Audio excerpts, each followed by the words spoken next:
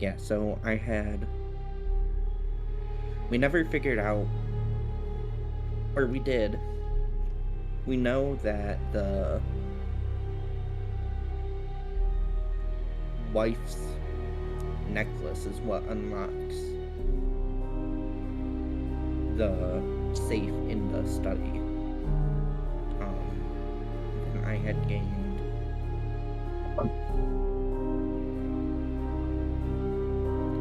Mage Hand and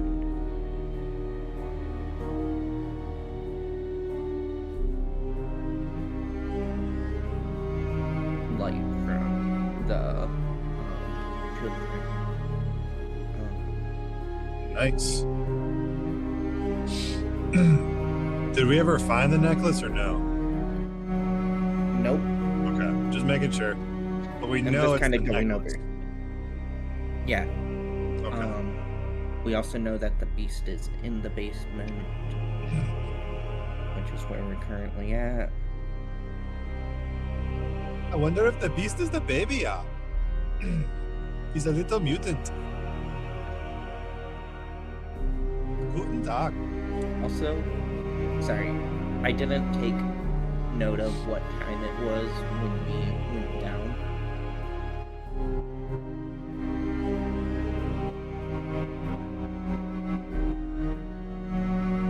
I want to say it was like 9. I think we were like halfway through our timer.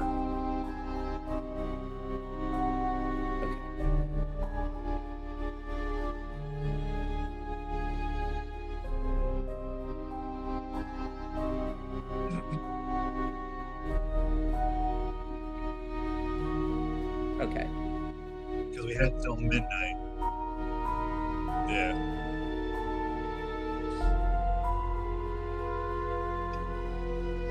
Guess Jasper's gonna step forward first and start trying to peek around corners.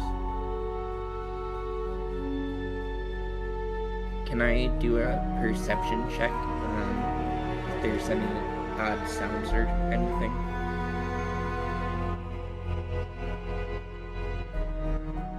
Oh, sorry.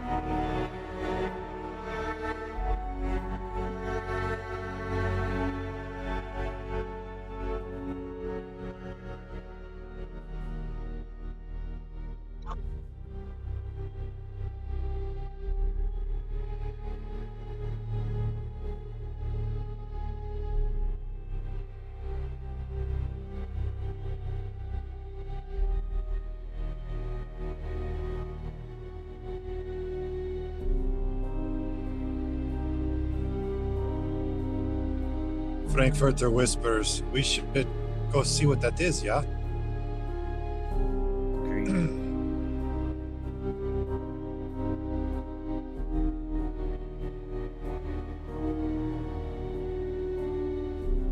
Well, that is creepy. Can I cast Comprehend Language on it?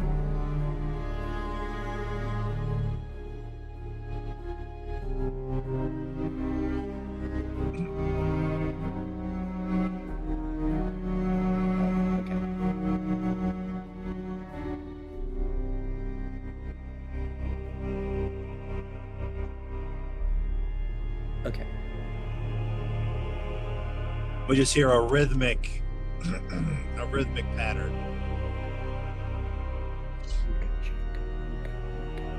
Okay. Frankfurter will start sneaking ahead a little bit and looking around.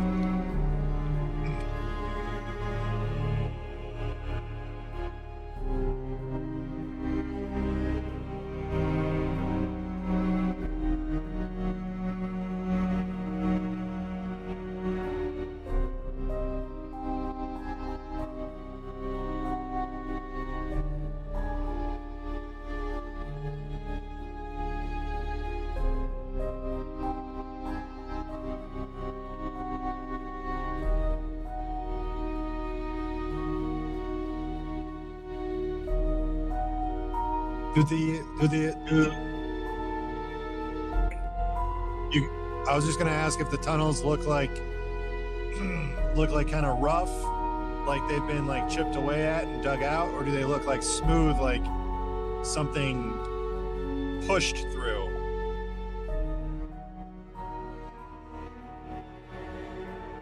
Okay.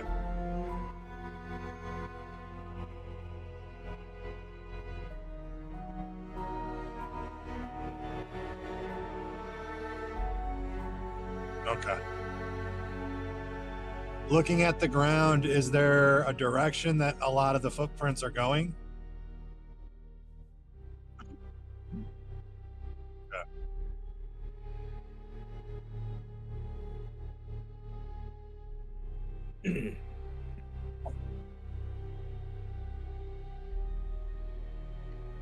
Okay. Do we just see open tunnel? Okay. Any suggestions, Jasper?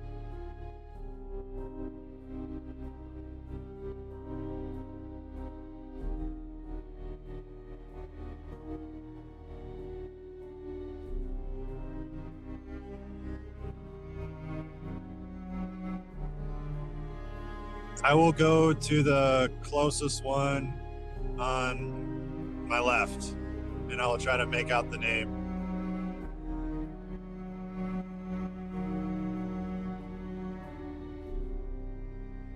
DM's choice. I'll just look at one of them.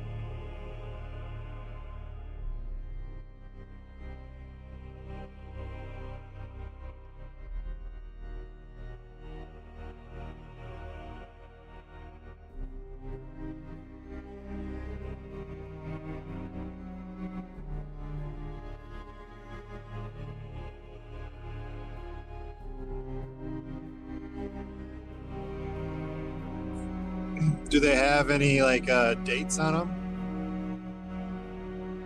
Okay, just names. Wait.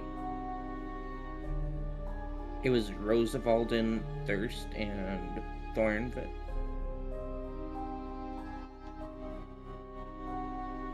Okay.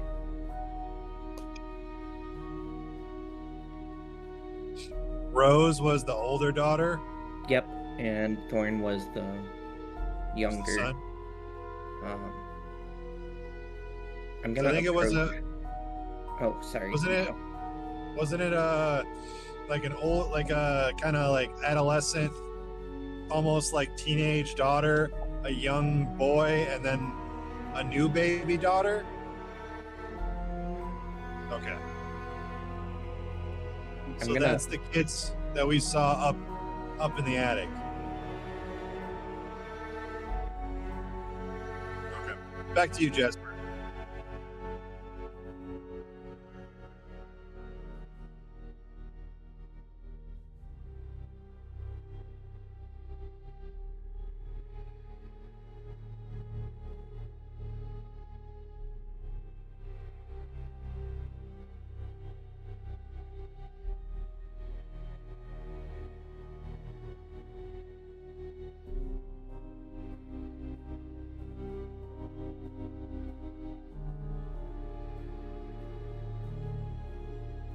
I'm gonna approach Souls. the graves. And can I knock on them to see if they're hollow? Because we know the bodies were up there. But While he's doing that, I'm looking around behind him for anything that moves. do I need to do a certain roll for that?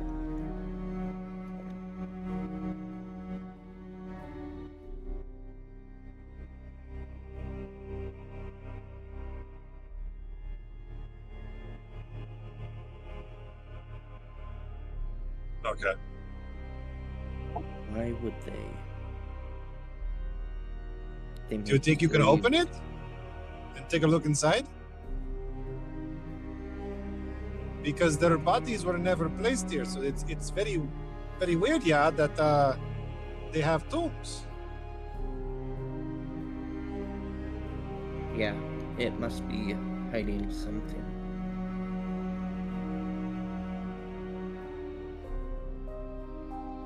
I'm gonna try breaking in the one that I'm right in front of.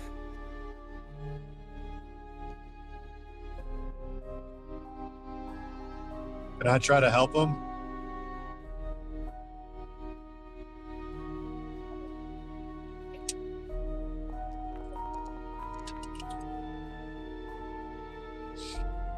Oh, 3 foot.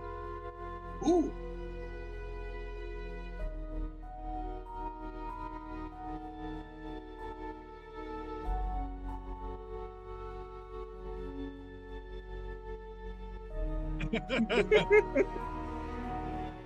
He's trying his best.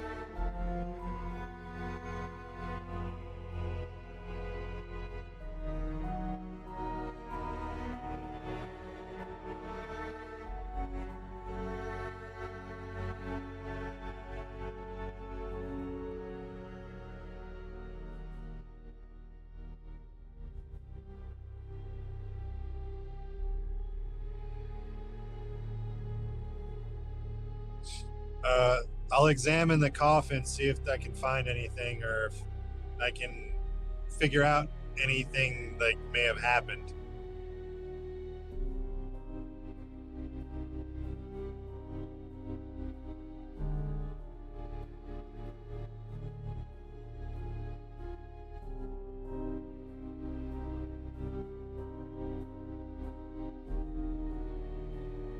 Heard. I'm gonna look over to Frankfurter and I'm gonna kind of be like,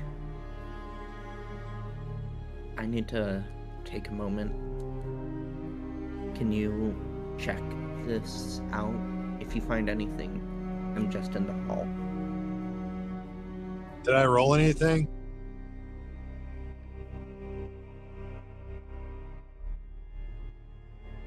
Not sure if I did. I hit the +3, but oh, I did something.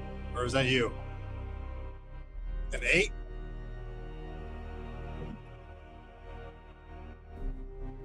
Okay.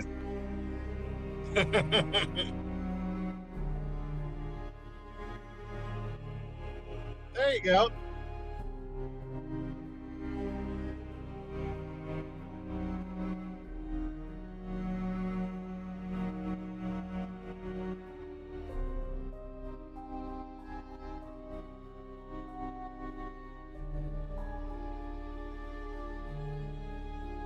Weird. But I think it's safe to say that we can assume the other child's coffin, yeah, would be empty as well. Should we check the other side? Because there was 2 other tombs on the other side? I think so. Just to see whose names it is and...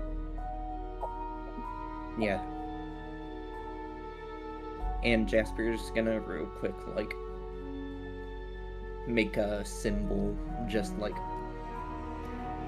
or like bow before he leaves the room with Thorn and Rose's tombs as like a sign of respect again, because literally opening children's tombs. And he'll enter the one across and examine.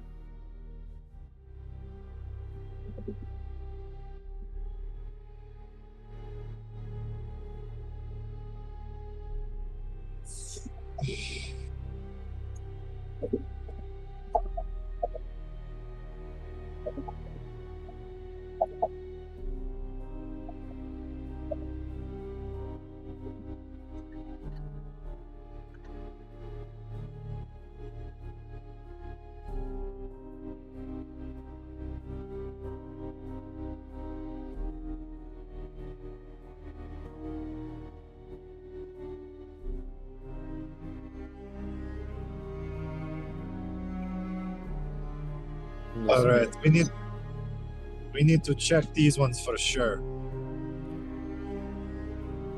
Elizabeth's necklace was the key, Rose said. So we should check hers first. Yes. Another string. Okay.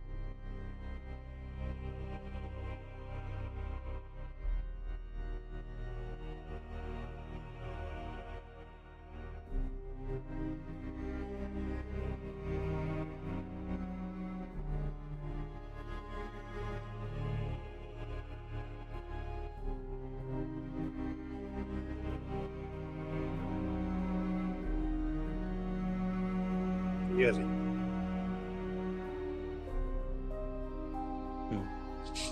We'll we'll check to see if her body is in the stone sarcophagus or stone coffin there.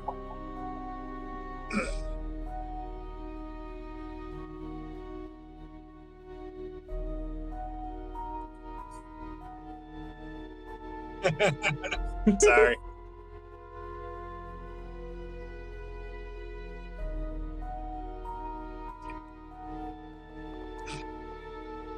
Oh. So, about that.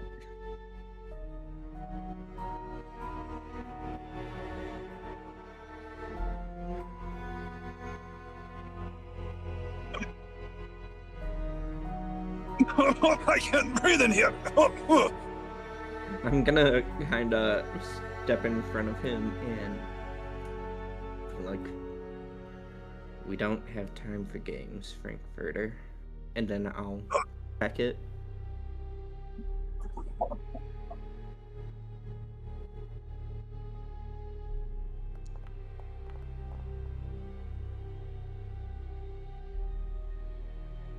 $17.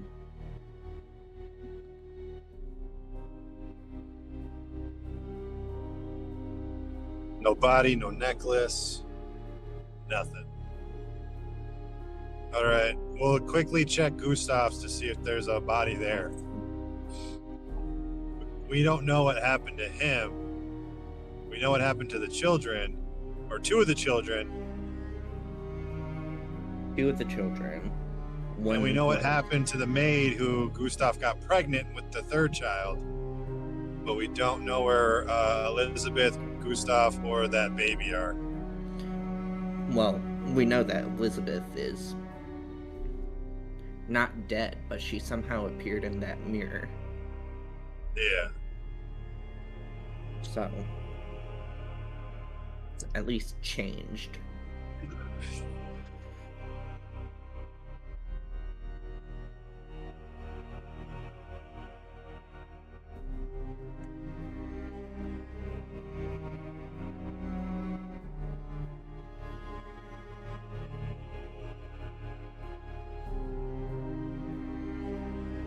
Does it look like it's shattered from the outside in or from the inside out?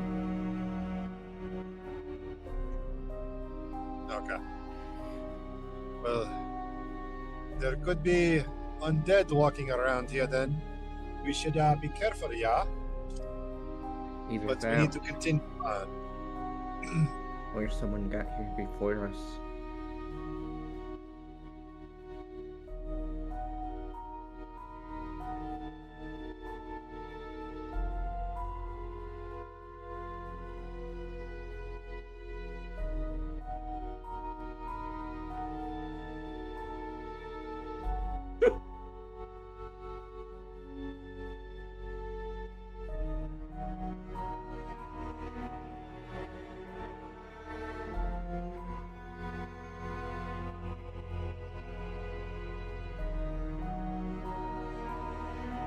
Zombies?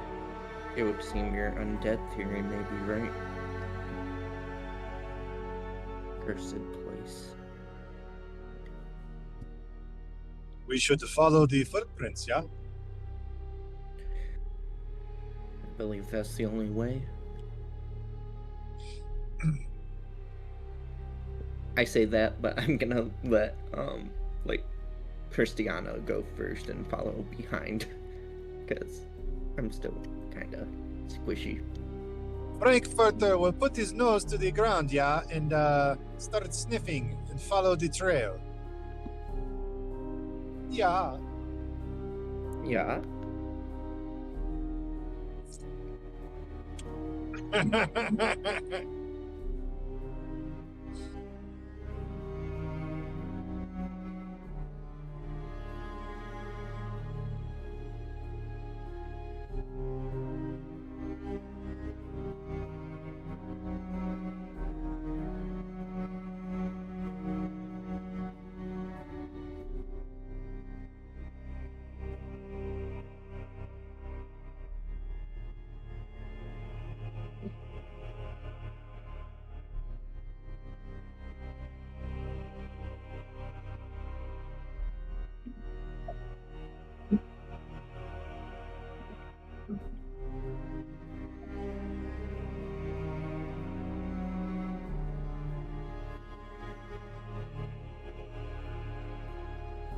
Okay.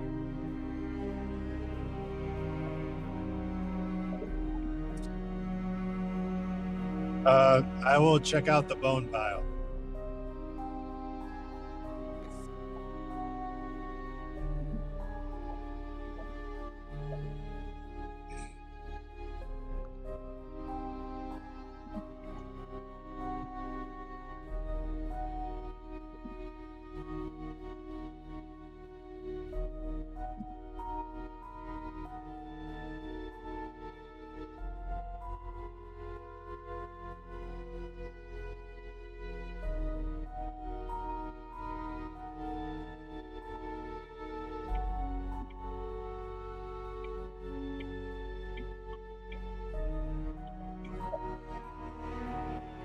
Aw. Do the thing. Do the cool thing. Come on.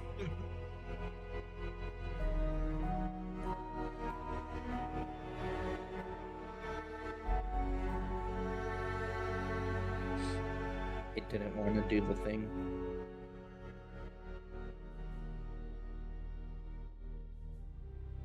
Aw.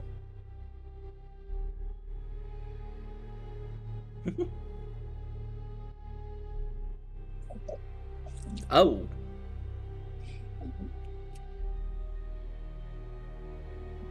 Ugh.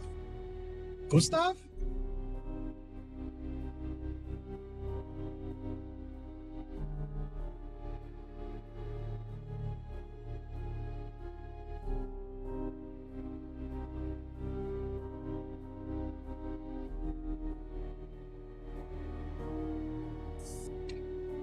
Hey.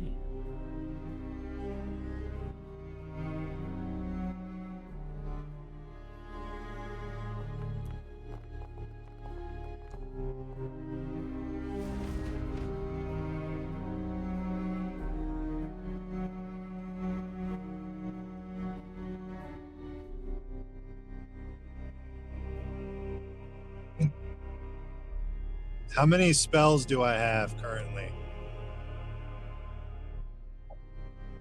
Do I only have one spell slot or two spell slots?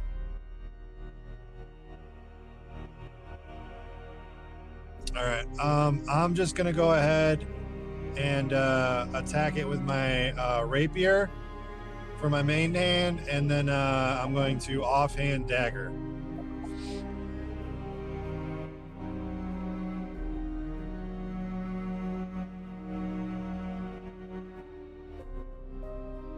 And I should have they should be my packed weapons, so I should be using my charisma for my to hit and extra damage on my main hand.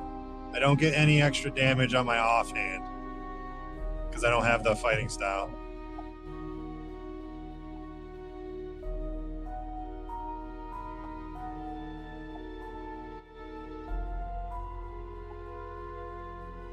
So rapier +5 to hit, 1d8 +3 damage. If I hit.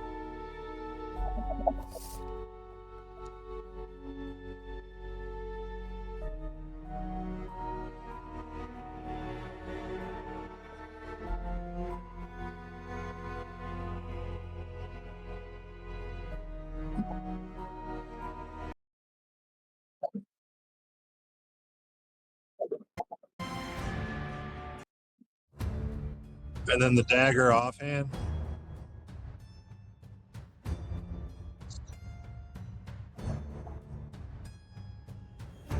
Fuck yeah. Needs the atmosphere.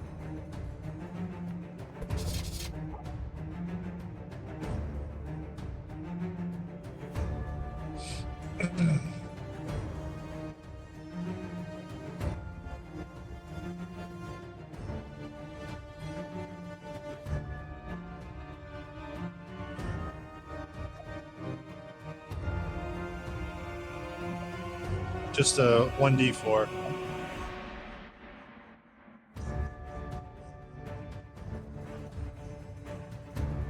Alright, and then trying to look at the map again here. Am I blocking it from like getting out, or can it move around me?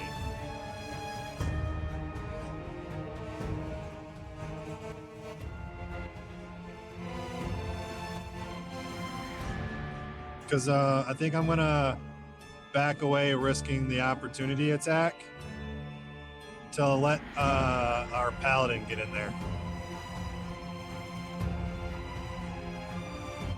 So I will use my movement to kind of get away to the southern little either hallway or whatever right by the paladin.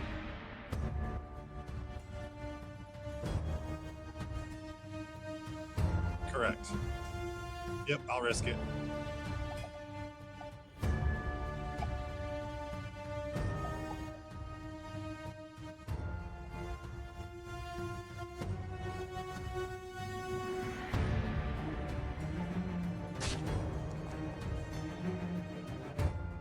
Oh no. I hope we have some lay on hands left.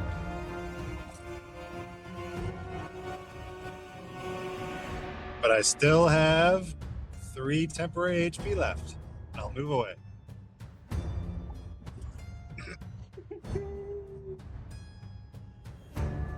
Yeah.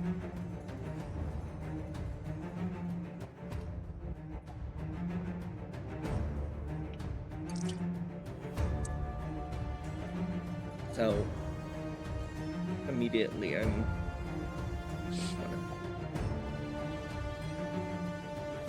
just immediately gonna cast out Acid Splash.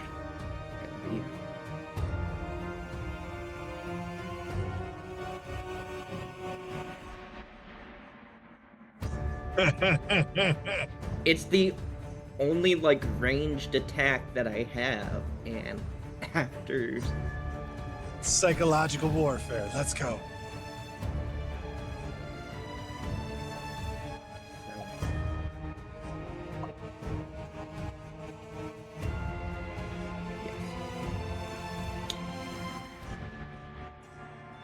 Oh, come on. What is wrong with your dice?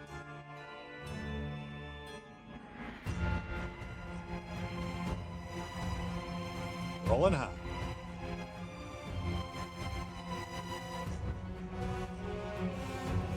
Okay. I'll roll damage.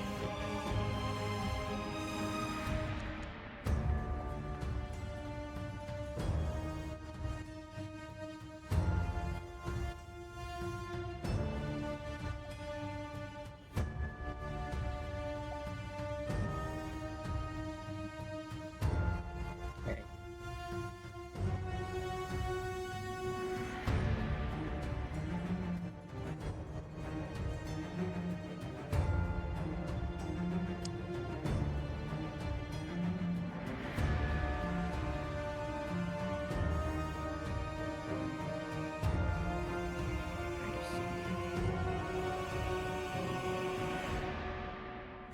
I don't think I really have anything else, so I'll just prepare my mace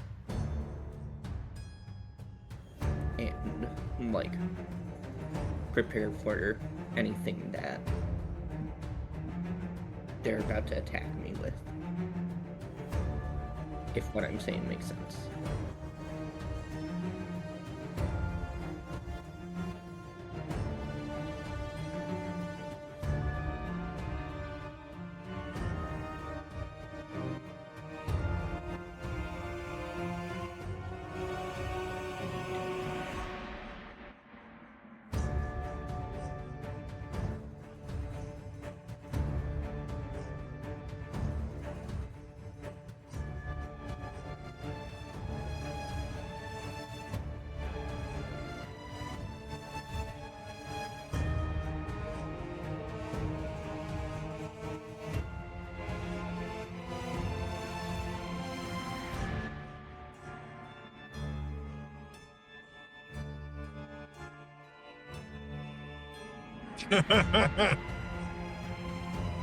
Did I mess us up?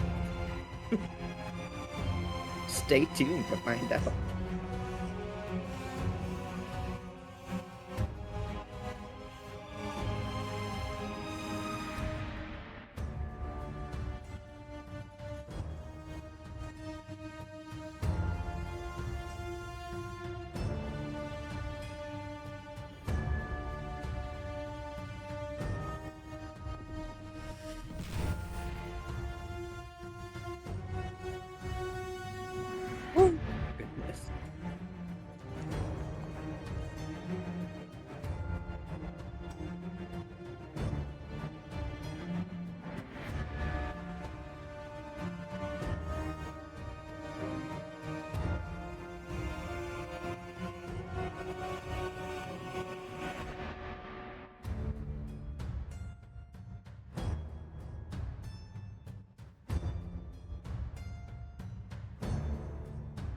I'm gonna turn around and be like, watch where you're going.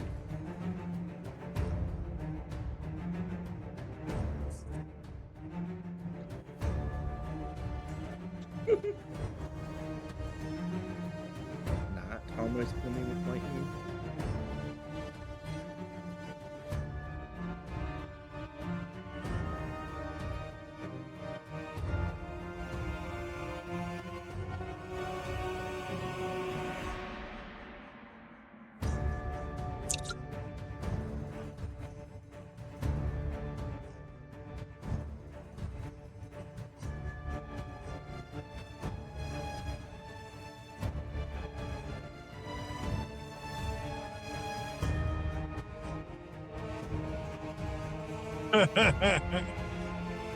Well, we'll just pretend. We'll use our imagination to pretend it's not there. It's gone until I cast it again, Yes. which will be my next turn.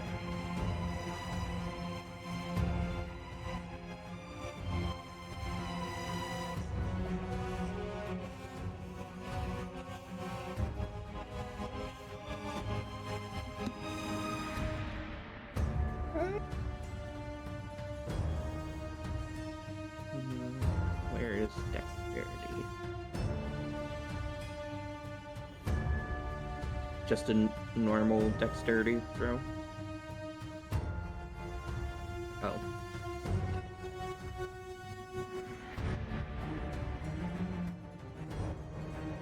Oh, okay.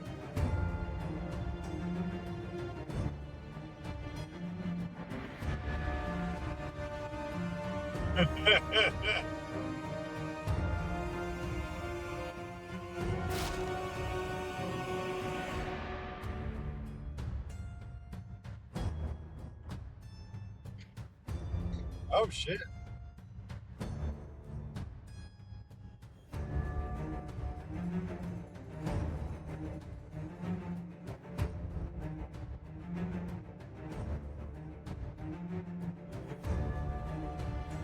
Oh, okay.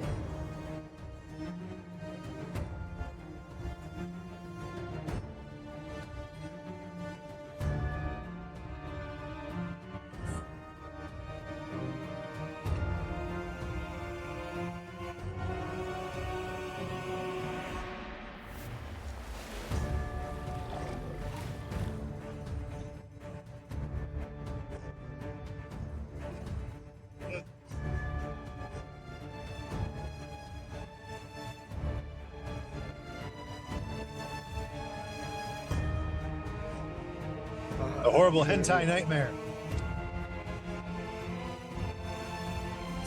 When I said I like tentacles, I didn't mean like this.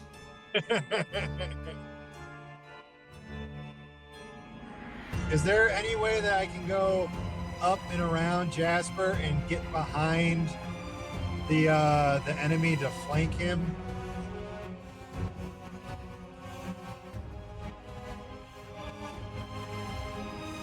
All right. I will make my 2 attacks: main hand and then offhand.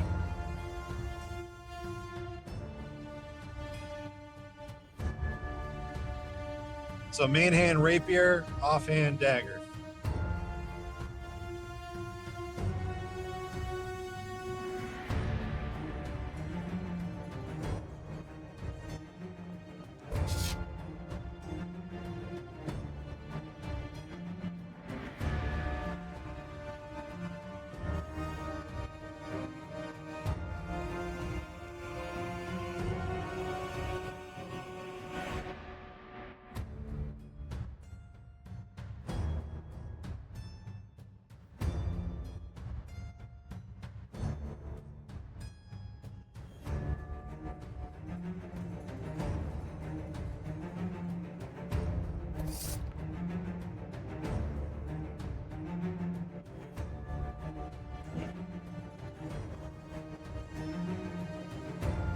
Just overextended myself. Yeah.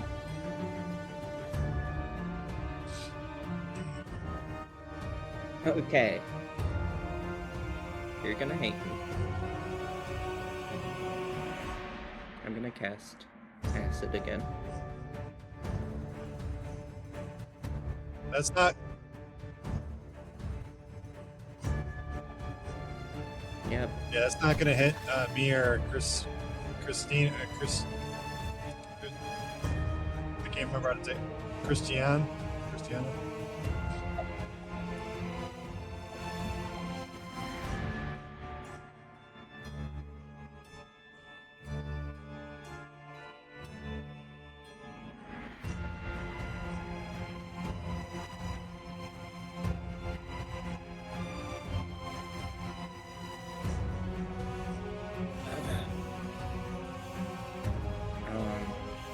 I'm gonna immediately just try going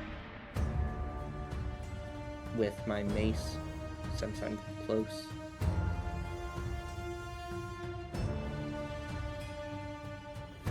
Trying to catch it off guard. Oh, wait. Yeah. Yeah, my bad. I will...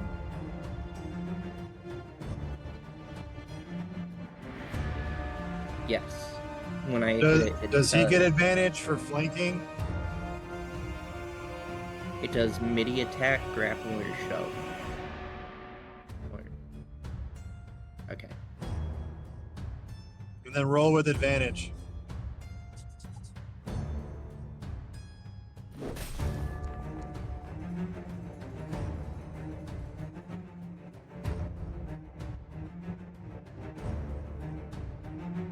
Sick.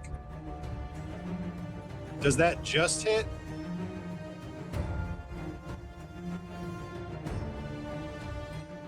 No, I mean like was it well above or did it just hit? Okay. I'll take it. Just trying to get a sense.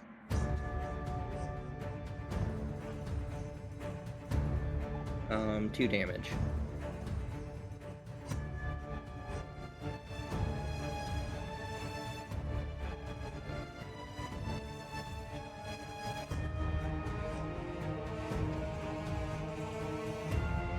I'm just gonna back up a bit and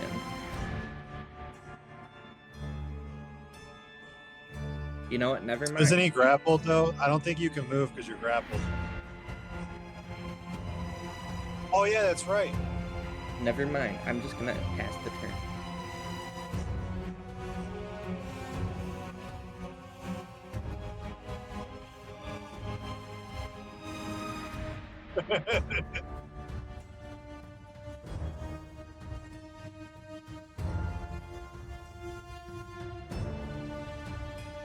Come on, crit. I promise I'm not using Acid Splash as a targeted mind game. Smite that bitch.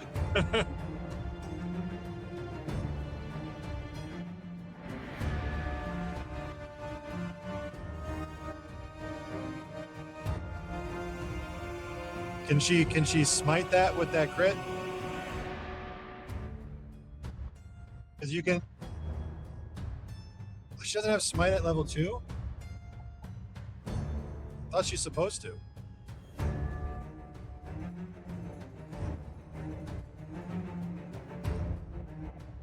Because I thought level 2 you're supposed to get divine level smite, divine smite at level 2 for free.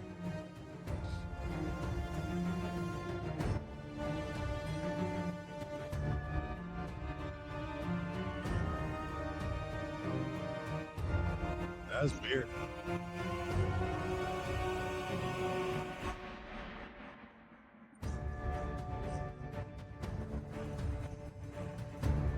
All right.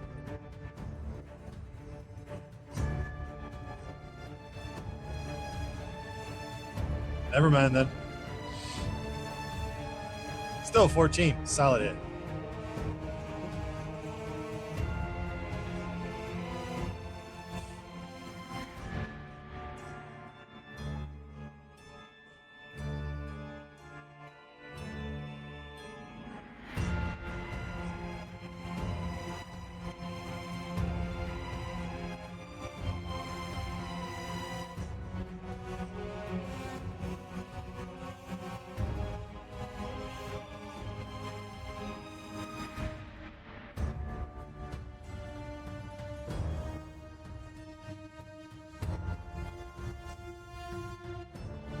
Sick.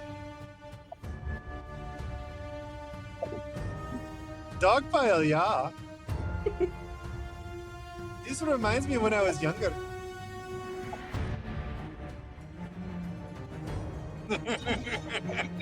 Dogpiling, full offense.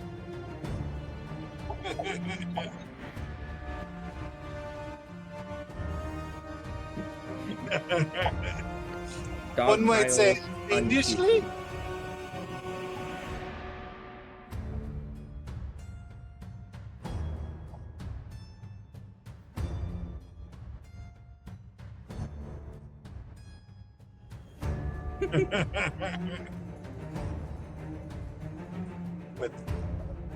with with their teeth are bared, yeah. Arr. Take a chunk out of the tentacle, yeah. I feel like I'm Alright. losing it, yeah.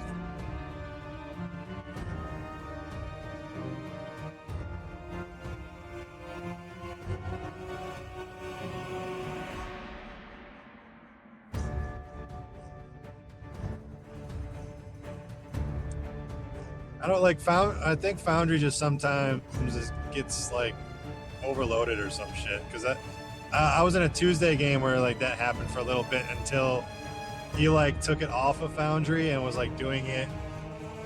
Or maybe it was he took it off of Forge. He ended up hosting it instead of like through the website. So like he downloaded everything to his computer or something, and it ran so much smoother.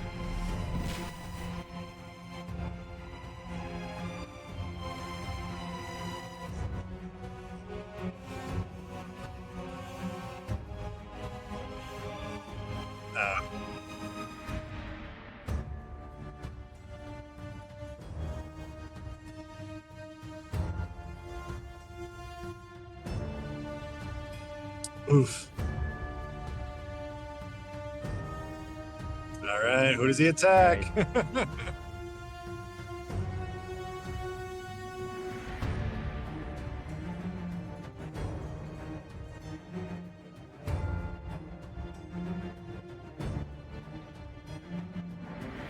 No. What?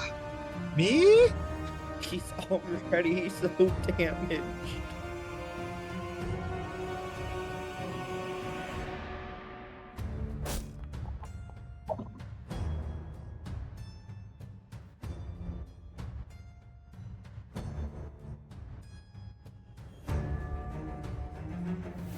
Are you a creepy thing? Let go of me.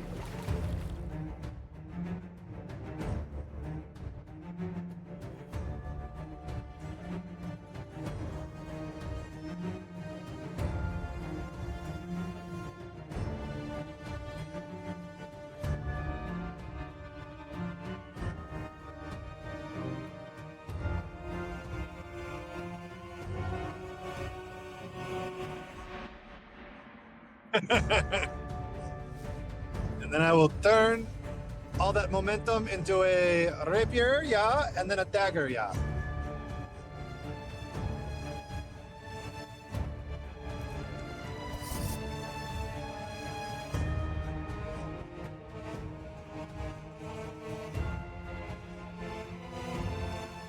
Okay.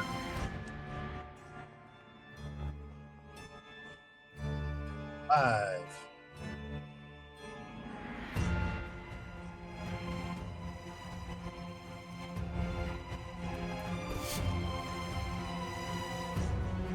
Whirling Dervish.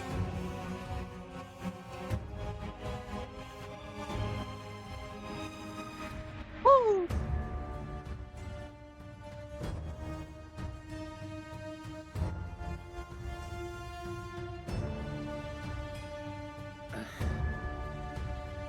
I think I'm just gonna try macing him, or using the mace. Not macing, unfortunately.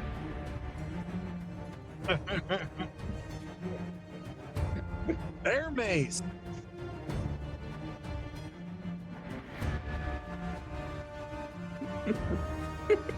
I have such a sensitive nose. Blinded for a full turn. blinded by the maze. Would I be flanking still?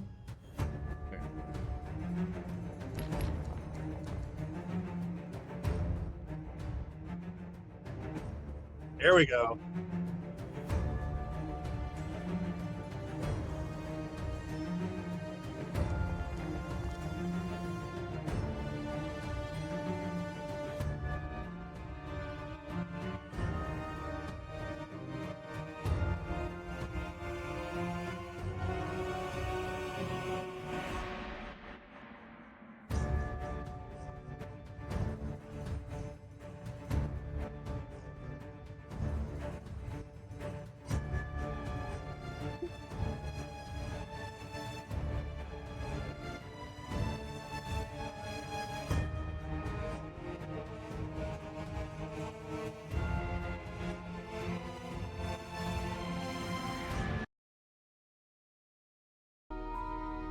Frankfurter covered in just bloody guts just does that little dog thing and just shakes it all off.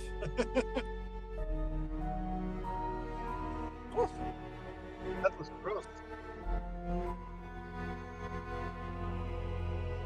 Ooh. Well, that was interesting.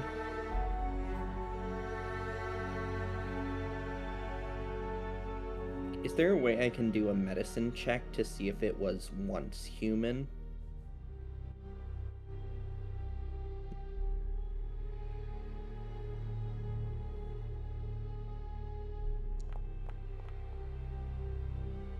Never mind, guys.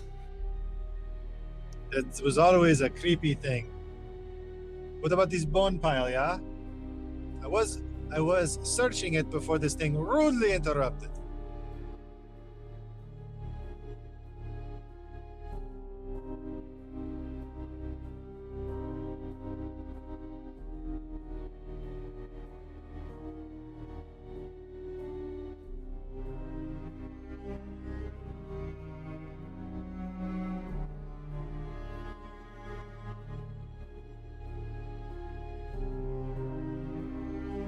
I think we found our Durst.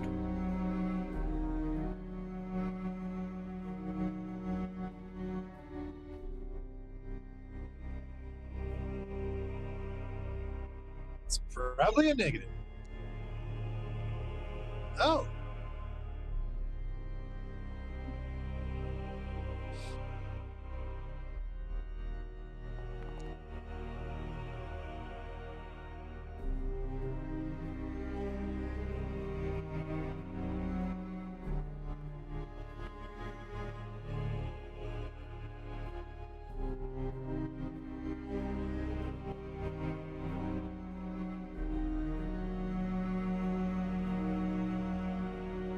I won't steal somebody else's lunch.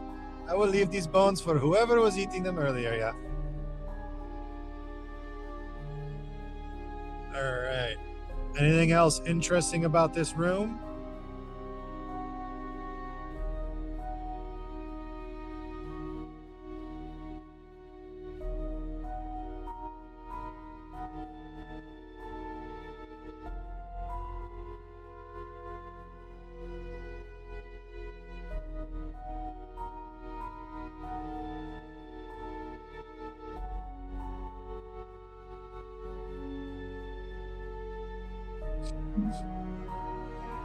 So, Weird.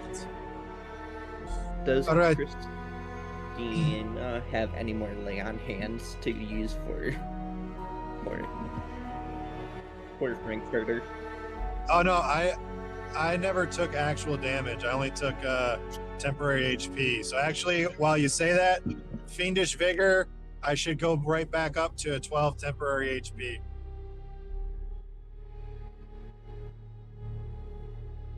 Because it's at will.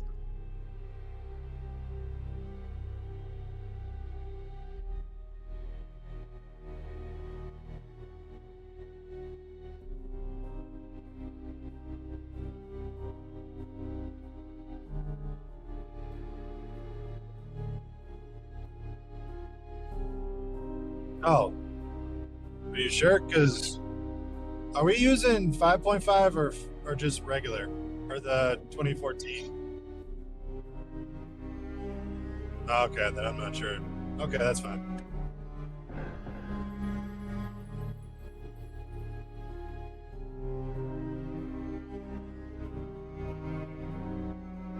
Yeah, it's just not max then. Yeah.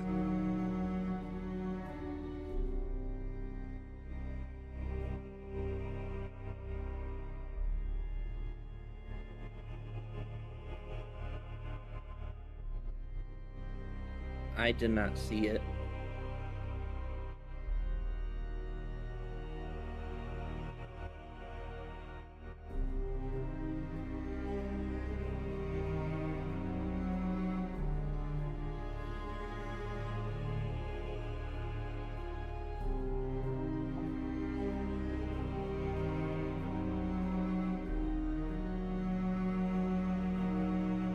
Oh, mic check. Okay.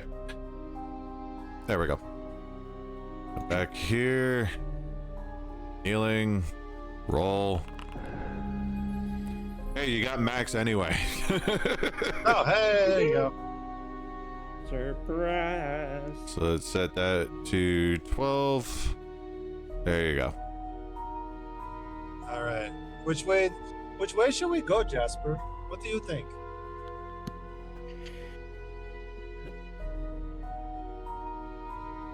I think we should go see what was past that bones that they were protecting so much.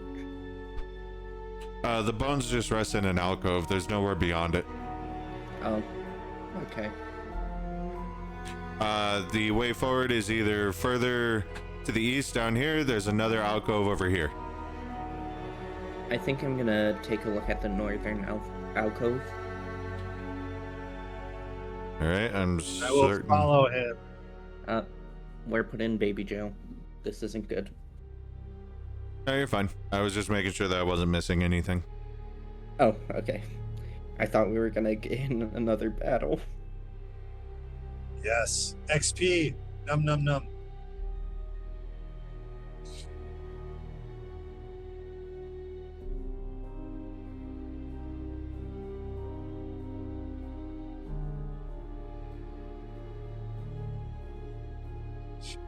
I will I'll walk ahead of Jasper just to be a buffer.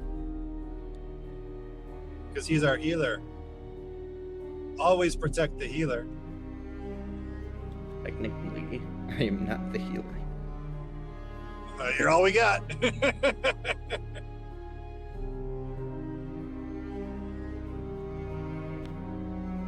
Got two devilish beings, and we got a cleric, a paladin, and two warlocks. Heaven and hell. Let's go. Mm-hmm. I just realized that.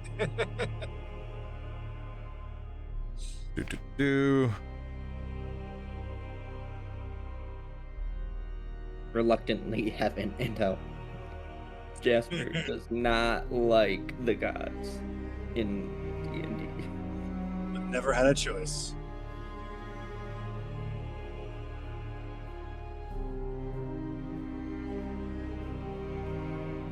Alright, the ceiling of this dark earthen chamber rises a foot higher than the cramped tunnel, so this room itself is 8 feet tall.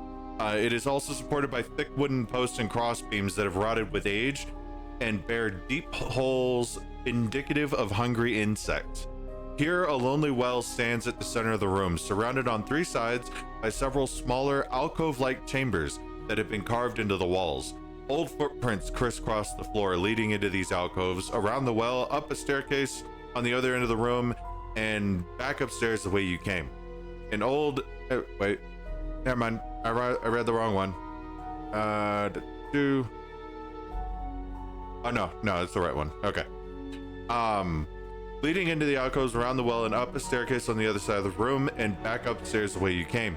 An old hempen rope attached to a rusted pulley descends past the mouth of the well, swaying gently in the stagnant air as if just abandoned by an unseen occupant. The well is roughly 4 feet in diameter, with a 3-foot high stone lip. You can't see the bottom.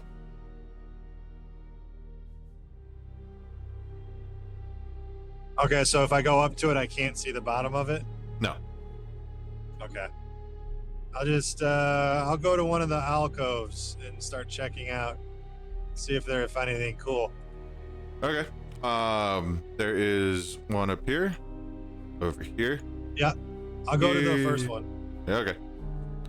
So I'll put you there. Jasper, I'll let you pick, and then I'll place the other two. Go down here. Okay. So Vinny will go there. Christiana will stick near the puppy and go there. Everyone give me perception checks.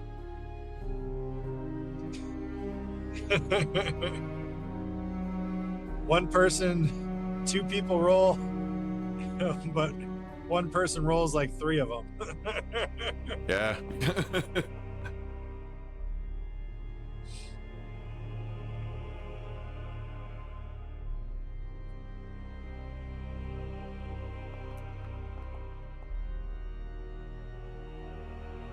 All right, so I got to Jasper. What was yours?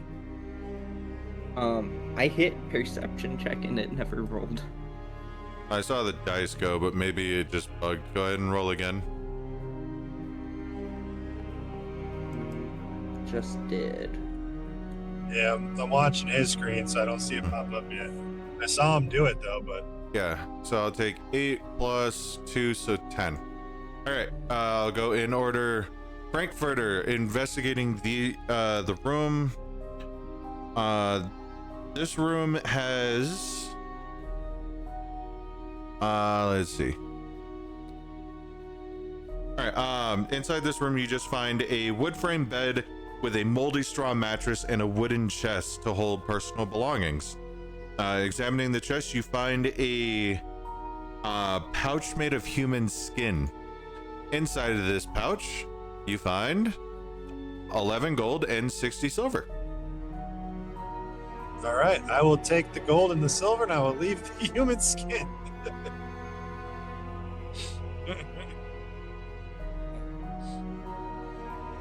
No interest in that. Too gamey. But what if something was inside of it? I already got the gold, yeah. The Oh. gold and Yeah, the silver. I just did it. Yeah. You know, brain. Christiana encounters a room much the same and finds a chest containing 3 moss agates folded in a piece of black cloth. I didn't want to go through creating objects for jewelry, so everyone's getting more gold. Nice. Ravinia, this room contains a black leather eye patch with a carnelian sewn into it. So Ravinia finds an eye patch. Oh no, never mind. Because I didn't want to make an eye patch, so more gold. Understood. Jasper. Gold is always appreciated, yeah. The currency of life. It's the circle of life. And it moves us all. Jasper, you find a journal. It is a book bound in grimy black leather. The signature on the front of the book is signed by someone named Drasha. Investigating the contents is just a list of names and physical descriptions associated with each name. Each entry including gruesome details describing the victim's sacrifice, such as struggle profusely or no sedative given, and ends with the phrase, fed to Walter.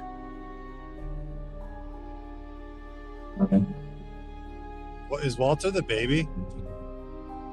Same name, yeah. No. Or was it? Okay. Yeah, the Fairchild's name was Walter. You found that out upstairs. His birth is what triggered everything. Oh wait, yeah. Never mind. I knew that. I had it written down right here.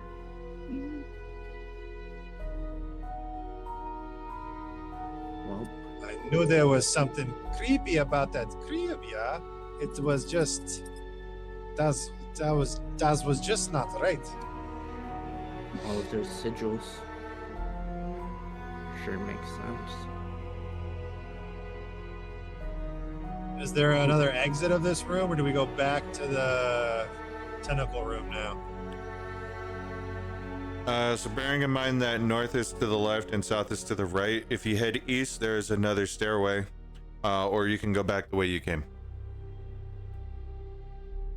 Stairway goes down, Both of them lead back up. back up. So we want to go down, not up, right? Right. All right, so we'll go back to the tentacle room and go the other way. If that's what you want to do, yeah. I'm good with that, but first I do want to try to... Can I try to contact the spirits again to ask information based on what we found? Yeah, you can try. Because you're trying to talk to Rose and Thorn, right? Yes. So they don't speak to you like they did up top, but instead, the further you go into these catacombs, the more anxious you feel. You are feeling their fear. Okay. Back at this crossroads, there is a path going further west, or you can head back into the room and take the other path. The one we're right by? So this way? So right here. Alright. J-Dog, or Jasper, give me a dexterity check. Oh, bless my heart.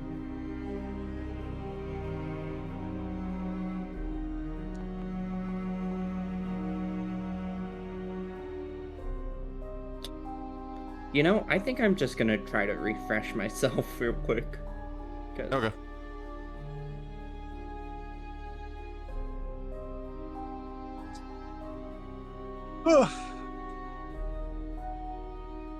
Oh no, look out!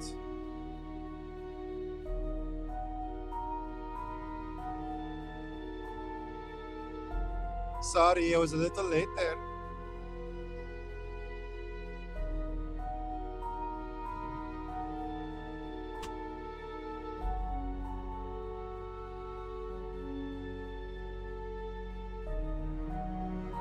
So what everyone else sees is as Jasper walks confidently forward, they step onto a bit of floor that seems to be made of rotting planks.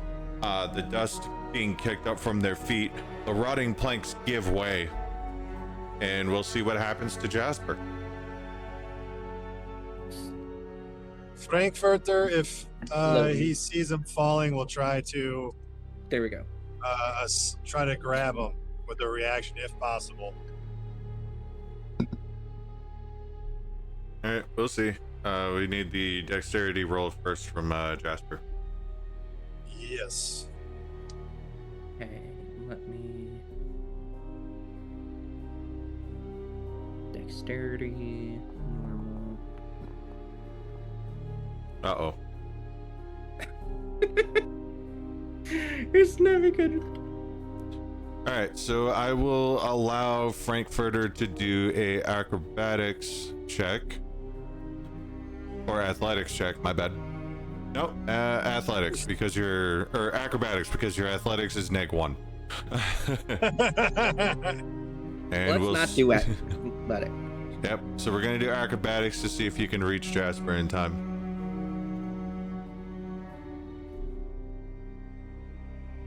Alright, that is a +0, so /R 1d20 +0. Yeah, it's completely frozen. Alright, refresh time. Damn it. I definitely need to restart the server.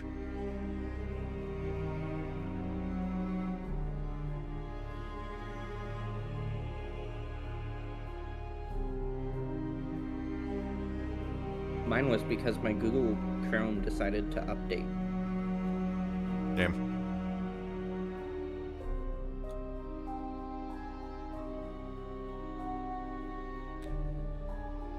All right, your roll was a 5. So you do not make it in time. So the group watches as Jasper disappears down, disappears 5 feet into the ground, into a 10 feet deep into the ground, into a pit lined with sharpened wooden spikes at the bottom. No, we joked about this. You land at the bottom, taking 1d6 bludgeoning damage from the fall.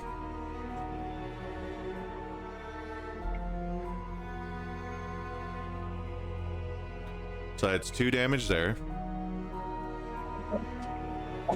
But also 2d10 piercing damage from the spikes.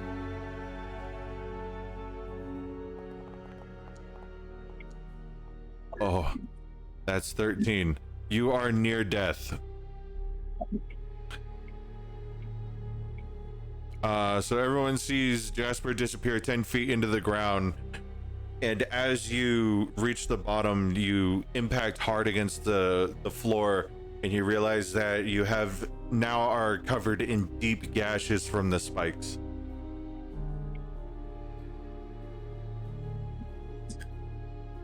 I will, Frankfurter will hit Christiana and go, hold this rope. Other end down into the and be like, grab the rope, we'll hold you up. Christiana just holds the rope puzzlingly before they see you drop it in, and then they grab it with both hands. Jasper, your limp form manages to tie the rope around you before giving it a tug, and Christiana heaves you out of the spike trap. I'm just imagining Frankfurter going down Mission Impossible style. It is going to cast Lay on Hands. Yeah. Please. Healing you for 1.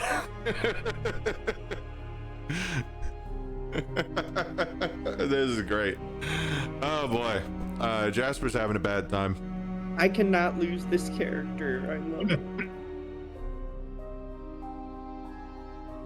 Also, I have no backup. Was 1 lay on hands? That was 1, yeah.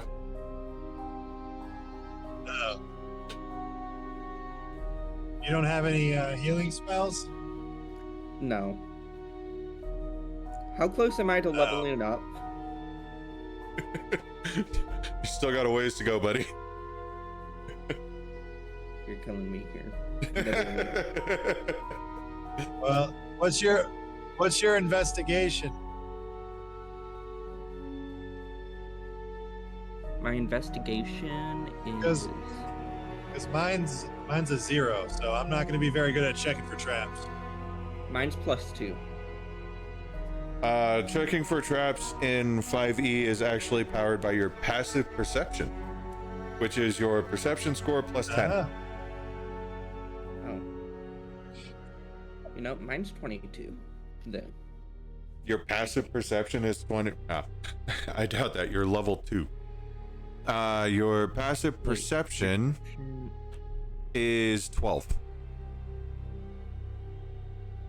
Oh, I thought you said it was that +10. No, it's just your perception +10. Oh, okay. Mine's 13. I will lead the way, trying to check for traps. More traps. Okay. Another thing that you guys can do if you guys want to try and like deal with the damages and potentially regain some abilities, is you can do a short rest if you guys want to. How much time does that eat up? An hour. And we're still at 9? You can't hear the clock from down here.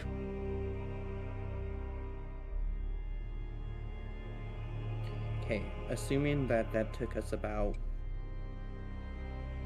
30 minutes, that would put us at like 9:30ish. I mean, we got no other way to heal you, so that's fine by Yeah. me. I think we need to. We're gonna take a short rest.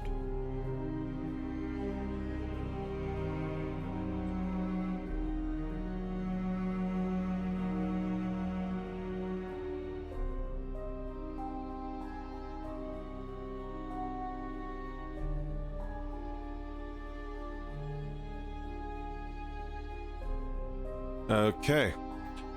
So you guys managed to sit down, prepare some of your rations, start eating, trying to get some type of relaxation here. The pit trap stays tripped. You guys can clearly see the hole over there. So the neat thing about Foundry is if you open your character sheet by double clicking your character, there is a fork and knife icon. That counts as your short rest, which will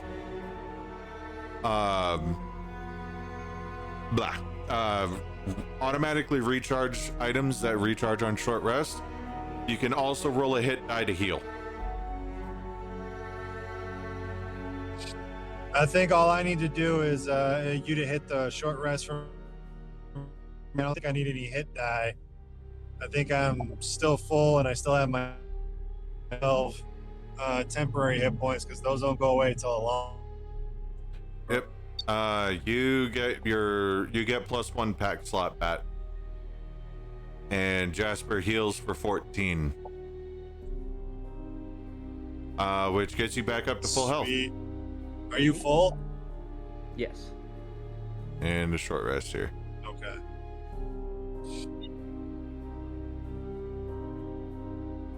All right. Can we safely yep. jump over it? Yeah, you can see it. You can easily jump over it, no problem. So in light of the short rest, I am going to take this opportunity to go and take my meds and refill my water. So everyone go ahead and take like a 5-minute break. Yes, sir. Okay. I knew it was gonna be bad as soon as I heard roll dexterity.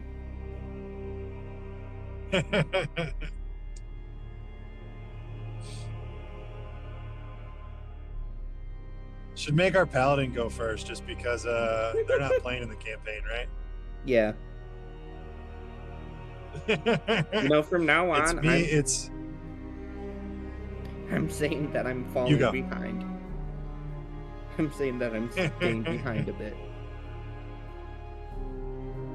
Because I don't in 5e, I don't think she gets her lay on hands back. I think it's only on a full rest. Yeah. I believe so.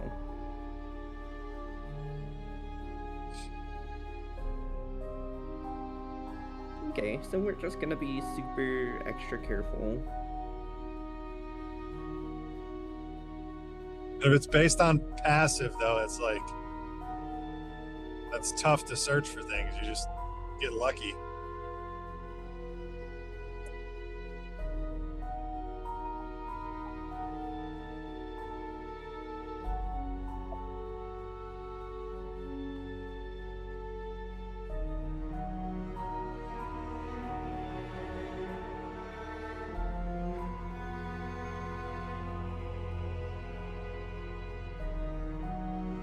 All right, so we're gonna go past the pit, search that area, Yeah.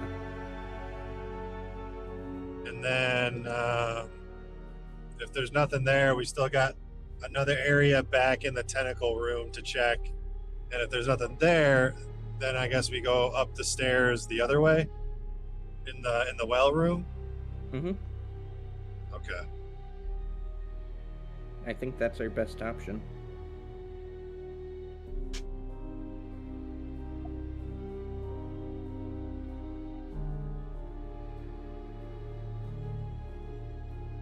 I'm not hitting as much traffic as I thought. I'm actually making good time, so Oh. I'm not sure. It says I got about 51 minutes left, and I'll have to stop to get cash somewhere to make it across the ferry, but I might not have as much time as I thought. All right.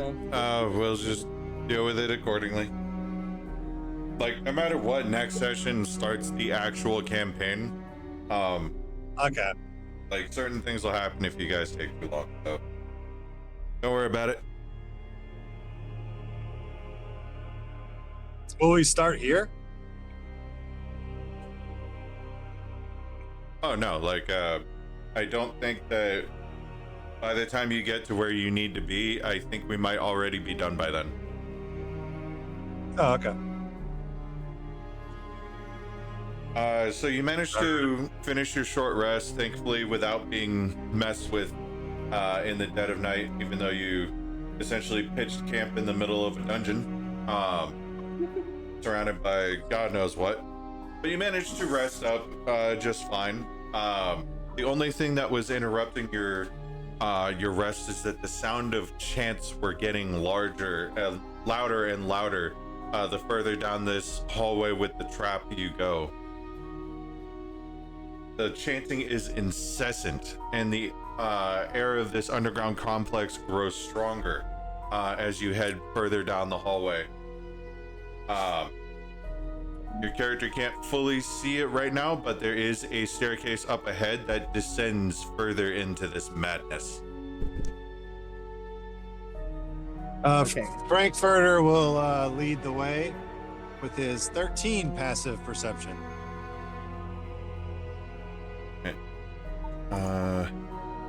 To just double check, make sure I have everyone's perception noted. Oh, wow, yours is better than Christiana's and definitely better than Ravenia's. So yeah, you have the best perception in the group, Frankfurter.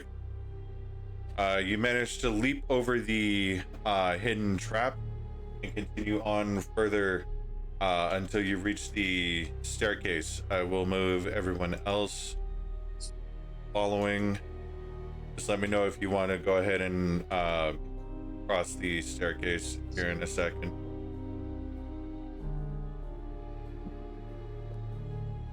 All right, are you gonna go ahead and take the stairs? What'd you say? Are you gonna go ahead and take the stairs in front of you? Yeah, as cautiously as I can, trying to make sure we're not going to spring any more traps. Uh-huh. All right, I'll tell you the area you revealed here in a second. Woo. And the built-in stairs function is so improved in this version. It just teleports now. All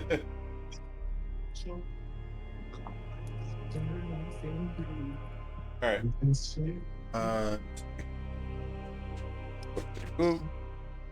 That one. All right.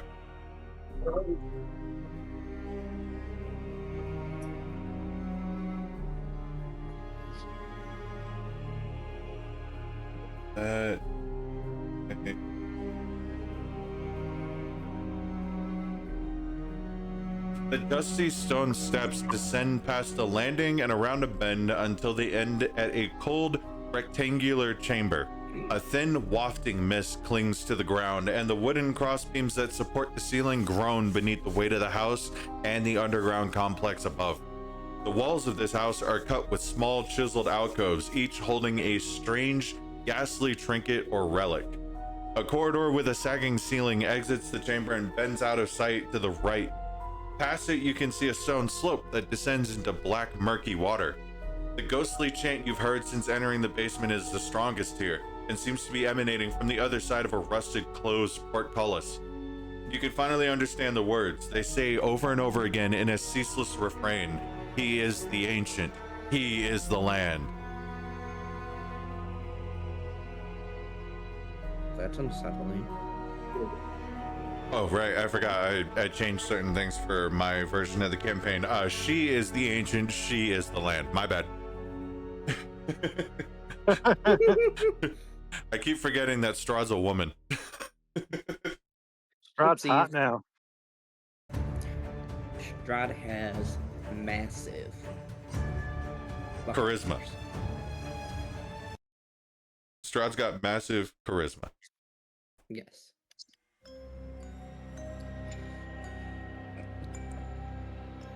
So I'm gonna kind of nudge Frankfurter forward and be like, I think that's where we'll end this.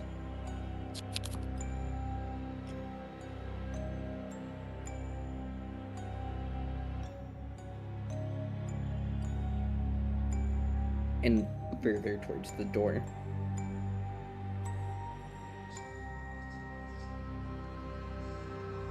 You guys hear me? Yeah, we can kind of hear you. Better or worse? Better. That's better. Okay. All right. Sorry, I was I stopped to get that cash I needed, so I'm back in the car now, All right. and I will start to move as stealthily as I can into the room and peer around. All right. The only thing you really see around you are those trinkets that I mentioned. Every pedestal you see has something else on it. Looking around, you find a small mummified yellow hand, a knife carved from a human bone, a dagger with a rat skull set into the pommel, an 8-inch diameter varnished orb made from a Nothic's eye, an aspergillium carved from bone, a faded cloak from stitched ghoul skin, a desiccated frog lashed to a stick. It takes you a second to realize that this isn't a wand, it's just a frog on a stick. You find a bag that smells wrong, a severed ancient, slightly too long finger ending in a razor sharp fingernail, a 6-inch tall wooden figurine of a mummy, its arms crossed over its chest. Jasper, you find an iron pendant adorned with a devil's face, the shrunken, shriveled head of a halfling, and a small wooden coffer that has a direwolf's withered tongue in it. Settling. These are Uh, Do you have detect magic? I do not, but I know Rovenia. Ravenia's been casting it this whole time and doesn't notice anything out of the ordinary. Okay. So the items don't seem magical; they just seem maybe ceremonial. Yeah. Can I Okay. use history? Or maybe insight to see if I can figure out what this is used for? Or me, or Frankfurter being a loyal hellhound to to an infernal, to a devil. Would I know anything of these items? None of these items pop out to either of you as anything of note. If anything, they seem to just be the deranged collection of a serial killer. Okay. How many exits to the room? There is a path over here that slopes down at a 20-degree angle, leading down to black murky water. There is also a hallway over here. Go to the hallway. Yeah.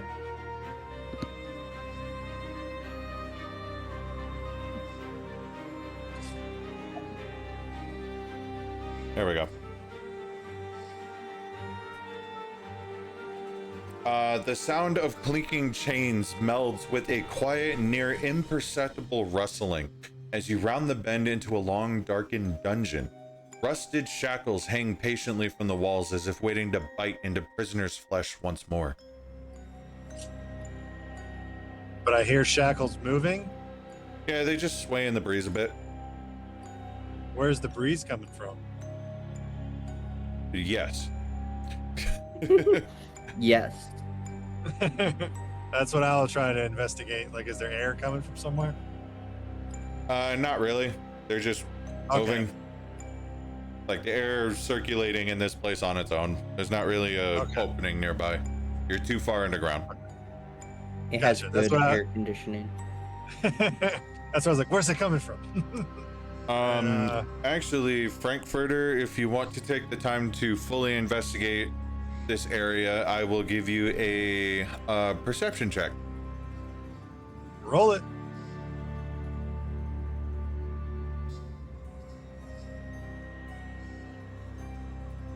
Come on, where's those 20s you were rolling hot earlier? I feel neglected.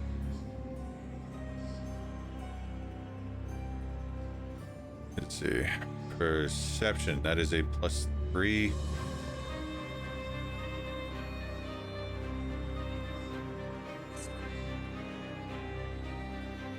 Really? A refresh again? Wow. All right.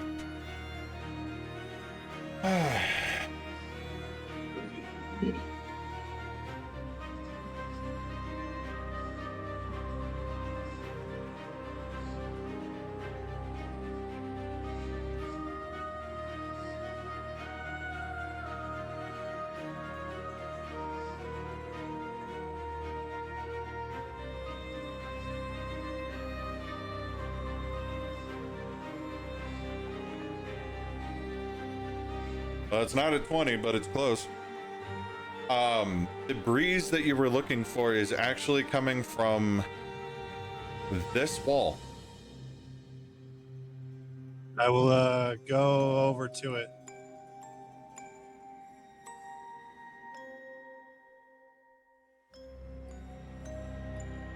I'll just slowly follow behind.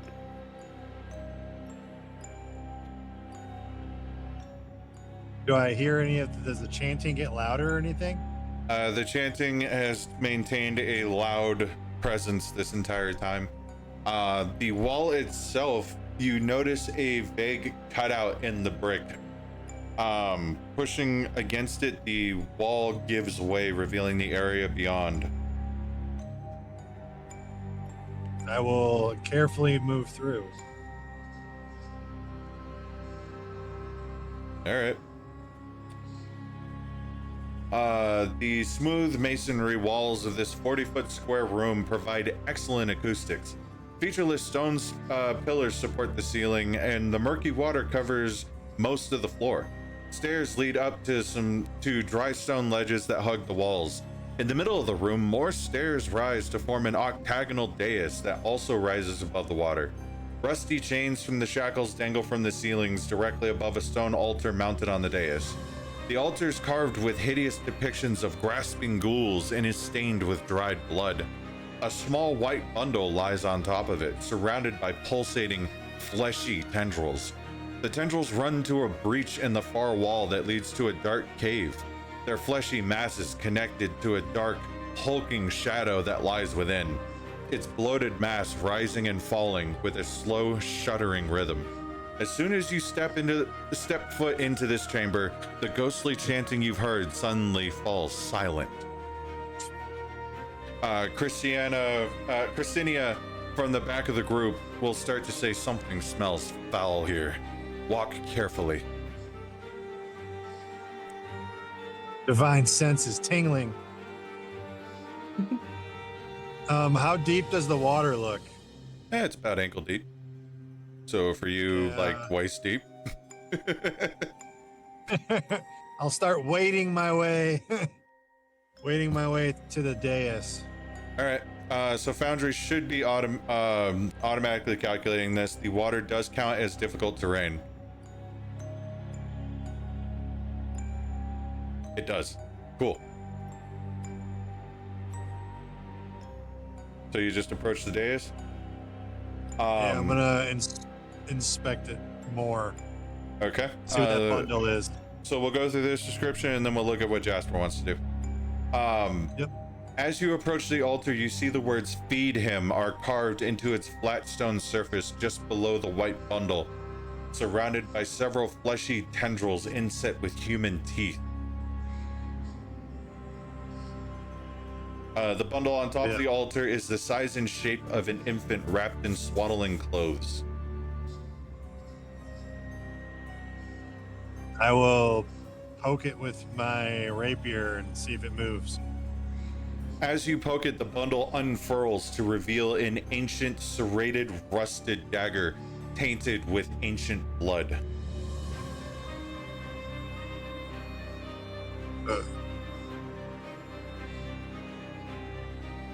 Do I get any like weird vibe from it? Oh yeah, all of this feels wrong, but nothing magical. Okay. Jasper, do you walk into the room as well?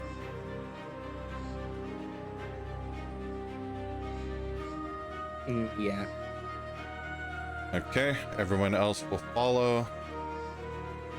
As Christinia enters the room, she feels more and more uncomfortable. She keeps sniffing the air. Something seems to be overpowering her nose. Why do you have an elevation? Stop that. There we go. Stop it.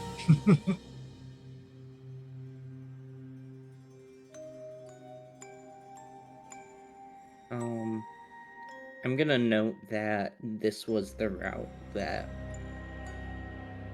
the other route that we could have taken from the pedestal room. So either way, we were gonna end up here. And I'm just gonna let the group know, like, well, seems all paths lead to here.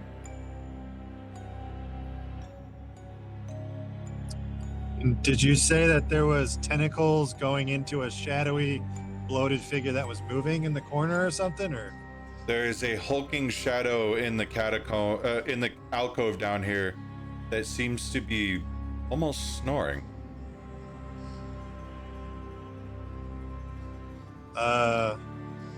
Frankfurter will start making his way over to it, Frankfurter. and I'll signal to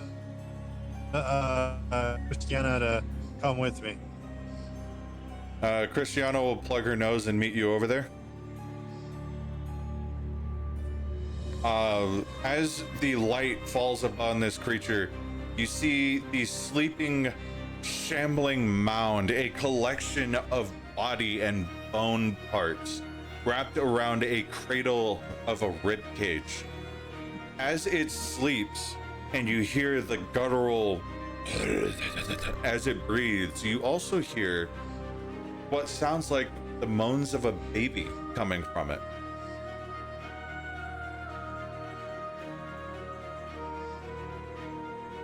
Can I see the baby? You cannot.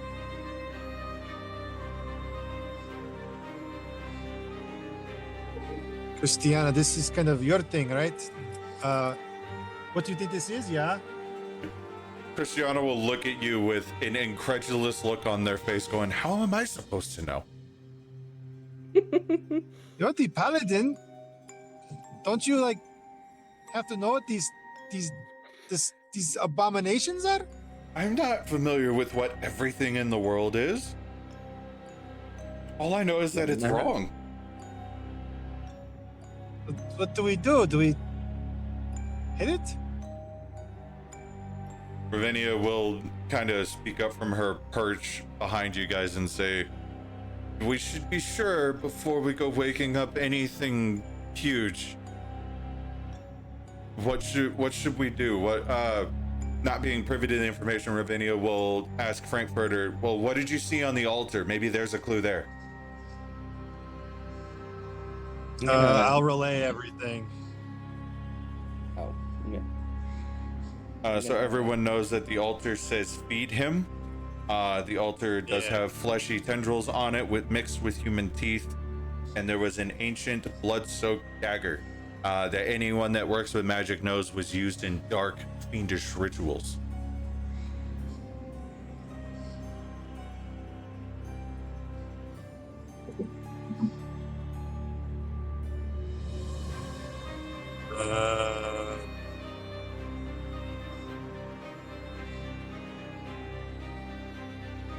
I'm gonna approach, and can I pick up the dagger? You can. Okay, I'm gonna pick up the dagger. and Picking up the dagger, the hand that holds it starts to shake with an unnatural primal terror. I'm gonna bring it down to where Christiana and Frankfurter and say, if we're gonna kill this thing, I think this may be the way to do it. I'll take the dagger and put it in my offhand, Okay. and then I'm gonna cast Armor of Agathis on myself. All right. So your AC is back to 16. Well, no, that should still be going. Armor of Agathis is the spell where it gives me temporary hit points, but not more than I already have, so that doesn't matter. But if I get hit, whatever hits me takes 5 cold damage. Okay. I'll keep that in mind because I don't have an automation for it. Yep. So I'm gonna cast that with my first pack spell, and then I'm gonna, if I'm allowed to, I'm gonna then, because we're not in initiative, I'm gonna hex the thing, and then I'm just gonna start swinging on it. Okay, so I do have I don't know what else automation to do. for Hex. So, one moment. Cast spell. Hex is a bonus action. Place curse.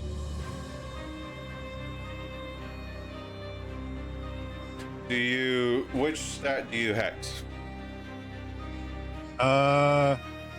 What stat do you use? Well, it's for it's ability checks, right? It's not. Yeah. I guess I'll do con. Okay. Hex Constitution. Yeah. And then you start swinging at it with your rapier. Yep, I'm gonna go rapier and then dagger offhand.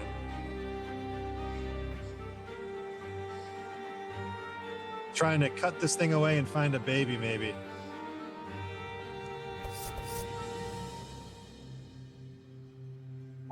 That is a 24 to hit. So you managed to find some clump of flesh and entrails to swing your sword into, dealing 9 piercing damage with the first one. Let's see. And then also the hex damage. Like a 1d6 necrotic, I think.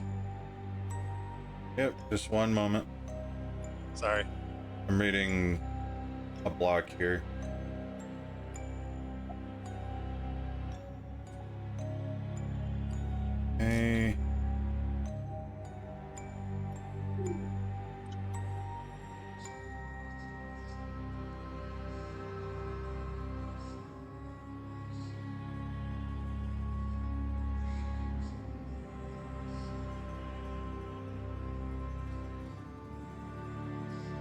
Okay.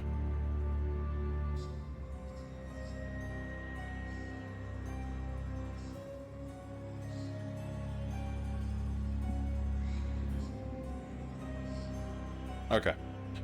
So that is 9 piercing damage to the creature, and then the dagger goes.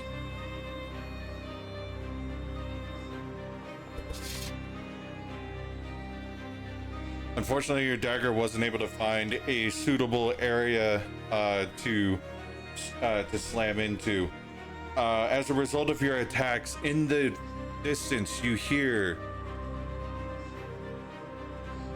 Is it going? Yes. Yep. Yeah. You hear the clock finally toll. You have run out of time. As the clock chimes, the building starts to shake. The mound emits a devastating roar that shakes the house to the very foundations as it starts to rise, shaking off its slumber. The shambling mounds awake. We're rolling initiative.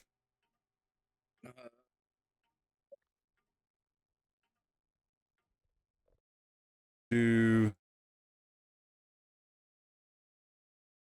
gonna just take a clip of that statement real quick. I'll kill you. I had to come say hi. I haven't seen you in ages. Hi. Hi. Hold on. Hello, everyone. This is my friend Luna. Hi. Hello, Luna. They have managed to wake up the big bad evil guy of this one shot because they poked it with a rapier. Oh, good job. Proud of you. I am suggested that we use the sacrificial dagger. In all fairness. Luna, if you're interested, I am streaming it into Discord if you want to see just how absolutely flubbernuck these people are and don't even realize it yet. That's awesome. I pissed I off my realize DM it. last week. That was great. Oh, perfect. Yeah. He created a really, really, really hard fight for us, and I wound up totally ruining his night by making it easy. Alright, I gotta get the proper music because y'all have absolutely fucked up. You don't even know it. There we go. Just gonna loop that. We're gonna be here a minute. So, the shambling mound rises from its slumber. Leading the initiative is Ravinia, who, seeing this disgusting creature, is going to suitably stay away and Eldritch Blast it. Let's see here. Spell, where is it? Eldritch Blast. There we go. Oh, it's blocked by a wall. Okay. Ravinia's gonna move through difficult Can she terrain. hex first? The thing's already hexed. And also Ravinia doesn't have hex. Well, she can hex it. Oh, okay. Yeah. That spell, Eldritch Blast. So Ravinia wades through the murky black water and stands on the altar. And of course, now that I'm trying to show off my game and everything, I gotta refresh.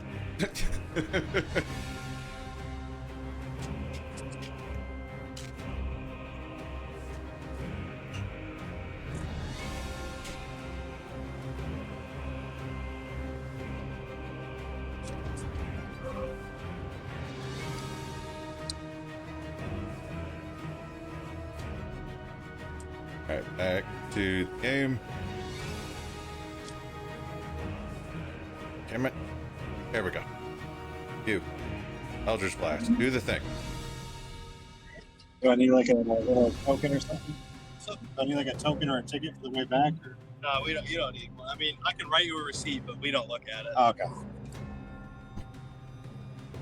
And also, because Foundry always puts names in the chat, I think this is a big lore reveal for what you've been investigating this whole time.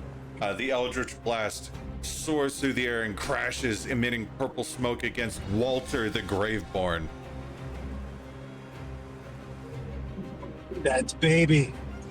Congratulations, guys. You found the baby. I turn to look and see. Big baby. The biggest baby. Jasper, it is your turn. The Eldritch Blast did hardly anything to this giant creature. What do you do? I think I can. I'm gonna cast acid. You and your templates, my god. It's really the only thing I have, okay? I don't have a healing spell as a cleric. I have Mage Hand, Light, Spare the Dying, and Acid. Alright, so it needs to make this giant creature needs to make a dexterity saving throw. Let it fail. It did not. It rolled a 10 total. It failed. So it takes 1d6 acid damage. Go ahead and roll your acid.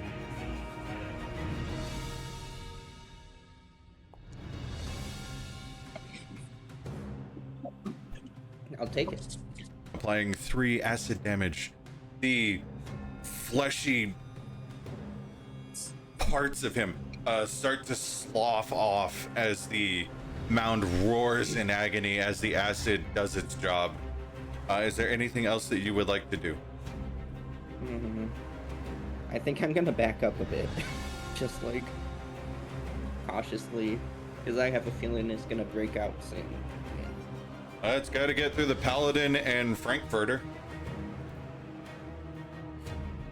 You know what? For Luna's purely for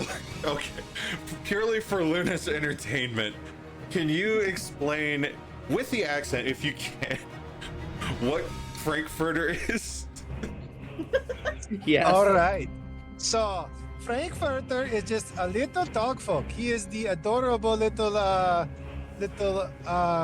dash hound. He's all of 3 feet tall, yeah, and he serves his master, who is an infernal. So he's a warlock, and yeah, he's just a good little boy out trying to find something specific. Yeah, nose to the ground. It gets better. It gets better because Frankfurter here is, of course, a very dedicated player. So that means we have character. So that means we have character art. If you watch the stream, there you go. There's Frankfurter in all his glory. That's actually my dog. I actually have a companion as well in mine. I happen to be a goblin. I'm a cleric who's an atheist. Oh, that's kind of like mine. Yeah, I'm set out to disprove that gods exist, which is ironic because the whole thing is we're completing the quest of a god. But anyway, and I have a companion who I can never remember what they're called. It's like this big fluffy cow-like thing. Okay, it's gigantic, like a dragonborn could ride it. That's how big it is. Okay, and it has this special collar I got from the goddess. Well, my previous character did, because that one died. Long story on that you'll actually probably love, but I'll tell that story later. This collar makes it to where this big fluffy fucker can shrink down to the size of any container it's put in. And the last game we played where we were fighting the boss, I took the pouch that he was in and I slingshotted it forward and basically can shoot out like a cannon and hit the boss. Yeah, his name is Julius Cheeser, by the way. Okay. I love that. All right, Jasper, is there anything else you can do on your turn? I don't really think so. All right, so we're gonna go ahead and end your turn. The shambling mound is up. Walter the Graveborn rising from his slumber. You see 2 giant hands formed from intestines and spikes of bone raise up and start to slam down towards Frankfurter.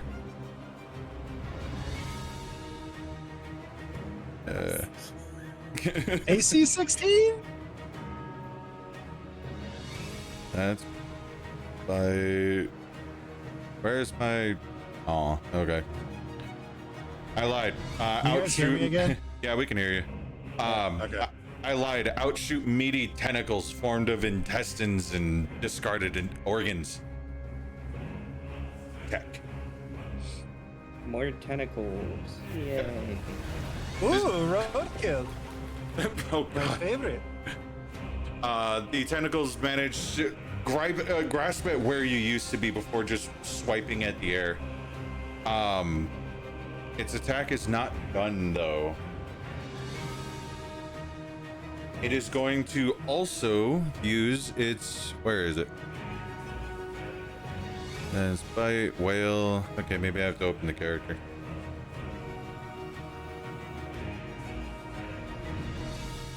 Vulnerable roll. All right. Oh, true.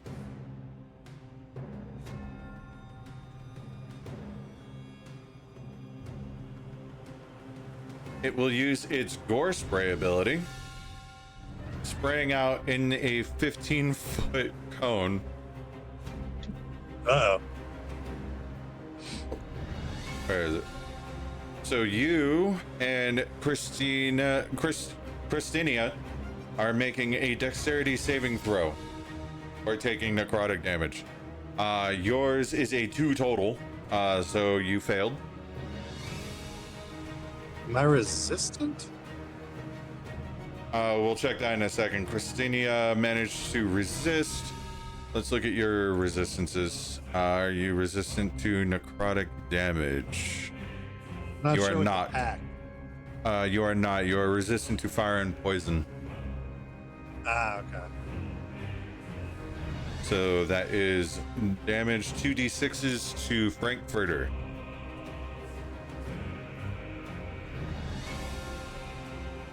Come on, roll the dice.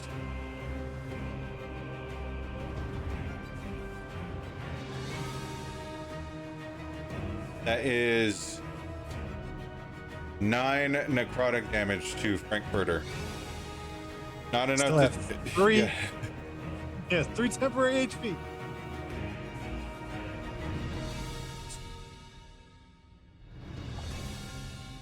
All right, and that is its multi-attack. For bonus action, it seems to start throwing a fit not unlike an infant as it slams its giant hands into the ground. You hear a baby's wail emanating from its core. The room starts to quake. You and Christinia need to make strength saving throws. Not good at that either. Yeah, you're at -1. Oh boy. I was about to say, isn't it? Come on, nat 20.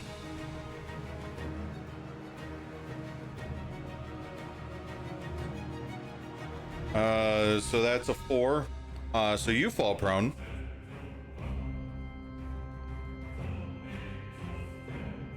I need to apply prone. There it is. No, do it. There we go. And Christinia needs to make a strength check.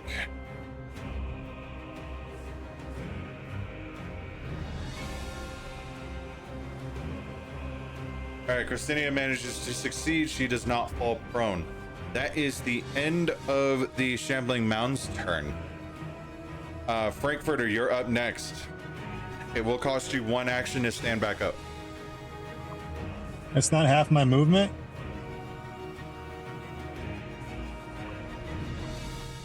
Let me double check. I want to give you right information. On the rules. Doing so on your turn is free, but standing up costs half your total movement speed. You're right. Okay. So I will do that, and I will try to circle around the thing if I can. Christiana can try to. There's no room around the Shambling Mound. It occupies that room. Not a problem. Then I'm just gonna take my 2 attacks. My Armor of Agathis is still up because it never actually hit me. Yeah. So I will just main hand rapier, offhand that ceremonial dagger, and with the Pact of the Blade, I can choose to make it psychic or radiant. So I will choose radiant for my damage on my attacks. Okay. Let me double check its stuff. If you are doing radiant. Okay. So a 21 does hit with your rapier.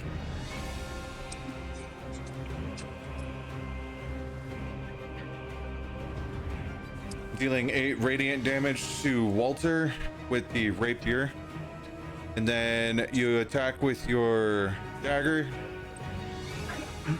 The radiant damage is not seeming to add much more to your damage. It's just kind of lighting up the areas that you hit. Unfortunately, you miss with your dagger. All right, that'll be my turn, and then I'm gonna have to hop out here. So, All right, I'll I also hope roll this was the end, the. at least. Yeah, just about. I'll send you an update after the session's done. I'll apply the 1d6 cold damage though, so that is 5 cold damage as well. For the hex or For the Agathis? armor of Agathis, because it did hit you. Okay. It just only dealt Okay. temp health. Yeah, if you need to, go ahead and hop out. Christinia is going sorry. to. No worries. Christinia is going to attack with their long sword, swinging with the sword in both hands.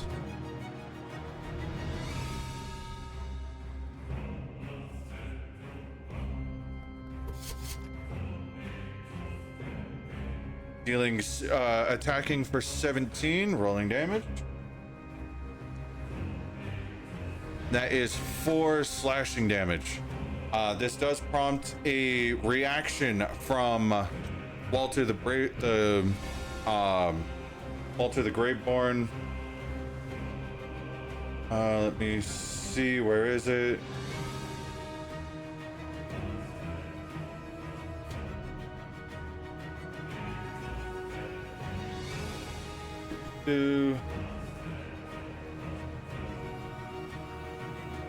Oh no, I removed that because that was a stupid ability. All right. Oh no, there it is. It uses its squelch reaction to do a tentacle attack against Christinia. So as Christinia is hacking away at undead necrotic limbs with their longsword, lopping them off one after the other, a series of tentacles explodes forth from the shambling mound, targeting Christinia.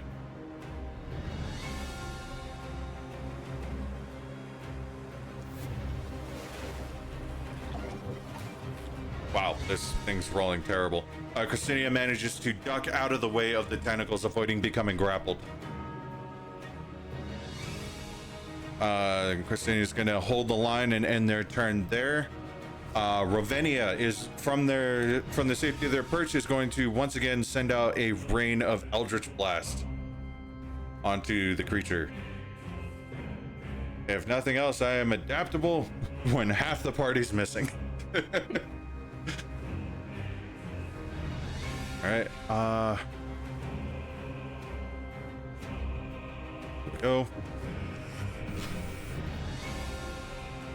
That is a 21 to hit. Eldritch Blast crashes into the side of this abomination, causing a baby-like wail to come from it, dealing max damage of 8 force damage into Walter the Graveborn.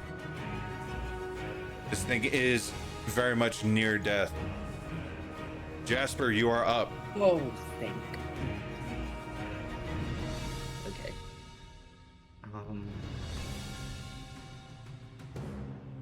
So I think I'm gonna cast acid again. Okay. It's always acid. If all else fails, throw some acid on it. So it needs to make a dexterity saving throw. Just give me one moment.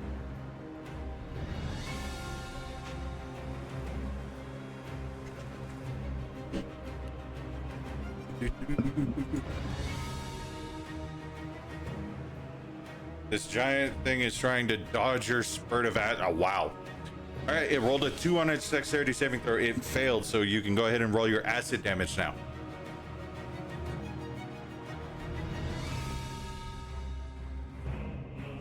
You know, I basically failed too, so.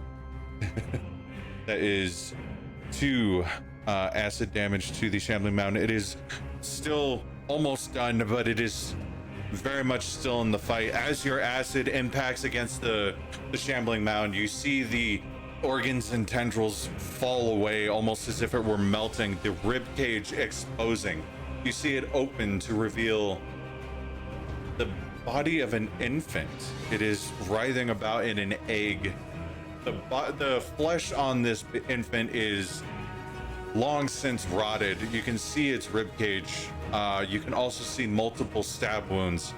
Its eyes milky gray. As it starts to wail uncontrollably, your ears start to burn. It's going to spend its turn prone.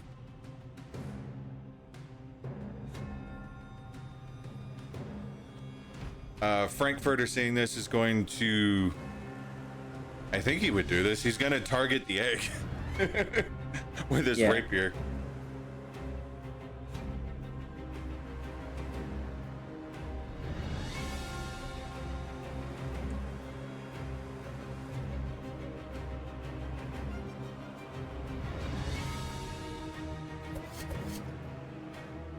And he is going to somehow miss.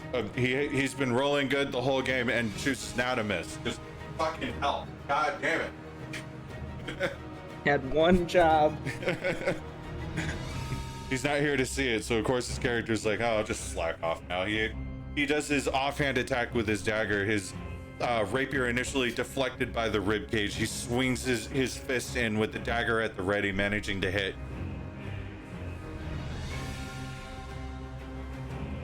Dealing 5 piercing damage.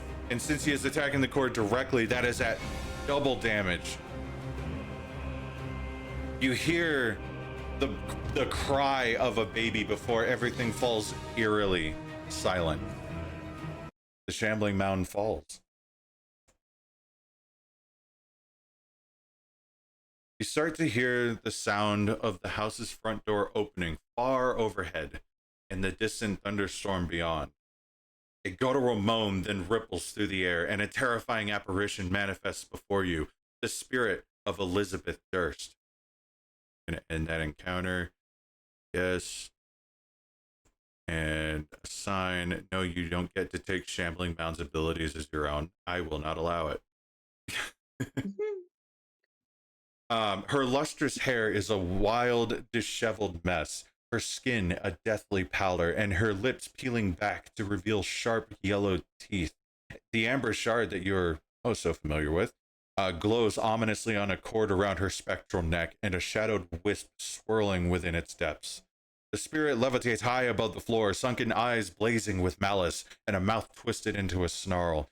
You may have evaded my pet, it rasps, but I will tear this house apart before I let you escape. It throws its head back and lets loose a blood-curdling scream, louder than anything you've encountered throughout your entire time in this decaying mansion, and sets the very foundations of the house trembling.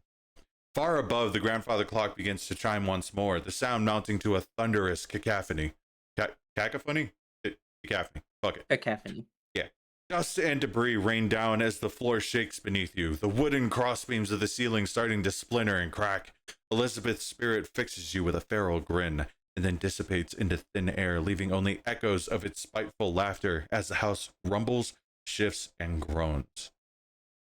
We are now getting to the next part of this wonderful mission. It's called a challenge. What everyone needs to do is roll 3 successes before 2 fails to successfully escape the house before it collapses and traps you in its bowels forever. This can be a lose situation, I warn you. If you fail to do this, your character will die.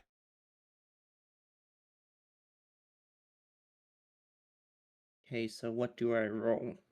You will roll acrobatics or athletics, whichever is higher. We will go in order, starting with you, then Frankfurter, Christinia, and then Ravinia. All the successes and fails are for everyone. So if the party, in summary, gets 3 failures before it gets 4 successes, you lose. And you will have to make another character. All right. So I'm going to keep the tense music going because this is an incredibly stressful part of the campaign that makes a break if your character gets to see the light of day again.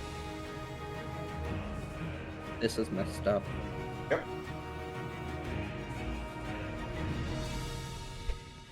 Okay. My athletics is... Hold on. Let me see something real quick. I really don't want to text everyone that didn't make it today and say, hey, yeah, your character died.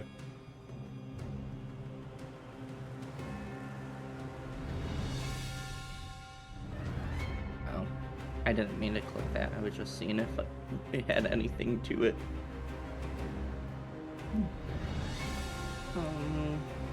Yeah, athletics is higher.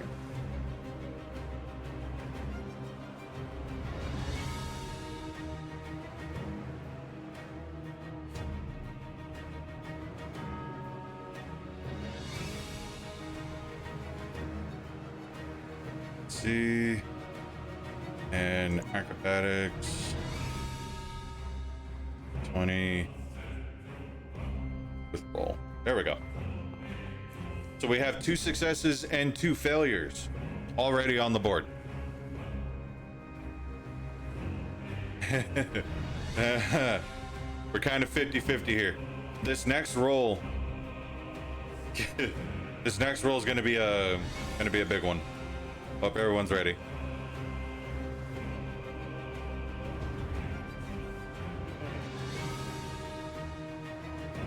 Of acrobatics with roll.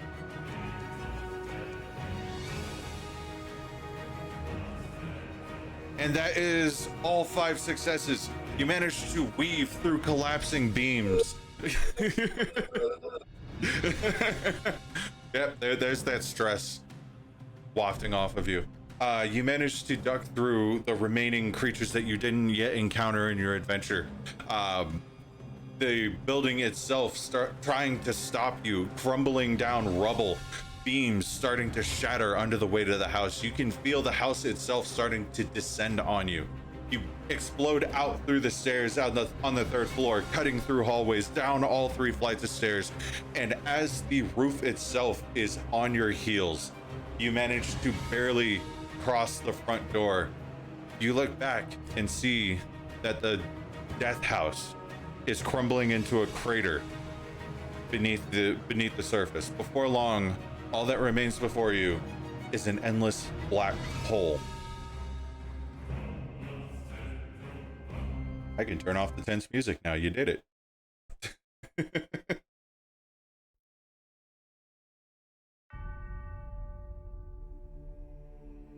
When you exit Death House, the storm overhead has slowed to a mere drizzle. The mists around the house have disappeared. Night has long since fallen, and the waning moon is high in the sky. Most surprisingly, you now find yourself in a dark forest clearing at the beginning of a cobblestone road, rather than in the streets of a village before you entered here. The road travels west, and to the east lie dark, endless woods filled with mist. The house having collapsed into the earth, leaving a dark and bottomless pit. Let's see. You don't have that, so I don't read that. Once you depart the clearing, you find a nearby ruin. You, Jasper, still possessed by Rose and Thorn's spirits. The spirits then leave your body, that feeling of a child's hand holding on to your spirit. They look around as if unfamiliar with the surroundings. They remark that the woods resemble the Svolage woods, which once surrounded their home. However, these woods are unfamiliar to them. You seem to be far from their family's original village.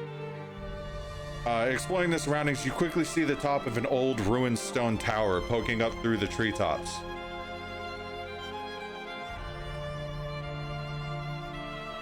You can easily surmise that this ruin appears to be a safe place to spend the night.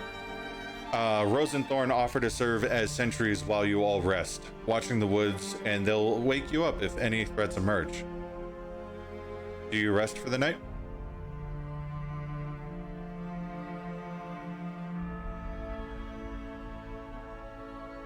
Jasper? I'm thinking. Yeah. Alright, cool. I don't like that you laughed after that.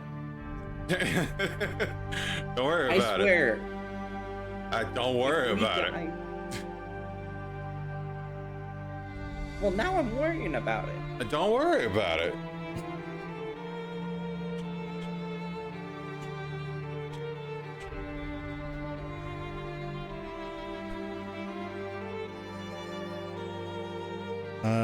Let me see if that did what it was supposed to do. Ah, you're still like 200 shy. I'll go ahead and award that because you are now level 3.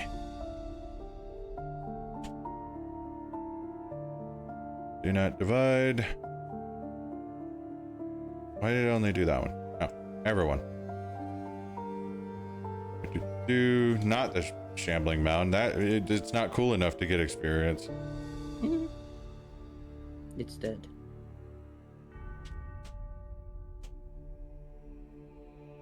Not divide, assign. And I'll add all. Everyone has enough XP to get to level 3 now. The night passes without issue. When you awake the following morning, Rose and Thorn ask if you can bury their remains before you continue on your adventure so that they may finally rest. What do you do?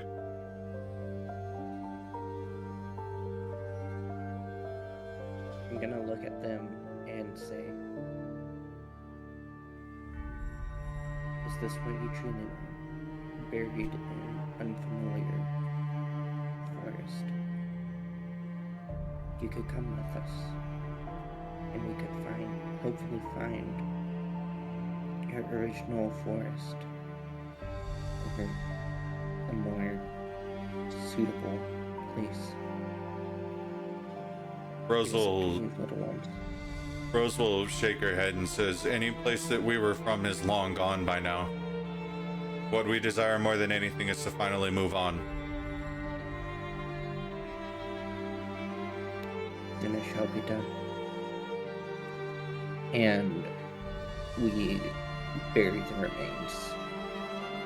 As soon as the remains are firmly under the ground, you see the children smile, Thorn raising his tiny hand to wave, and their spirits fade into a series of fairy light, disappearing into the atmosphere. The only thing that remains is the torn doll. I'm also gonna place the Rose and Thorn wolves on their each individual grave. Okay. Marking their impromptu graves, you stand at the start of the cobblestone road, gates further off in the distance, as your adventure finally begins in Curse of Strahd. Next session.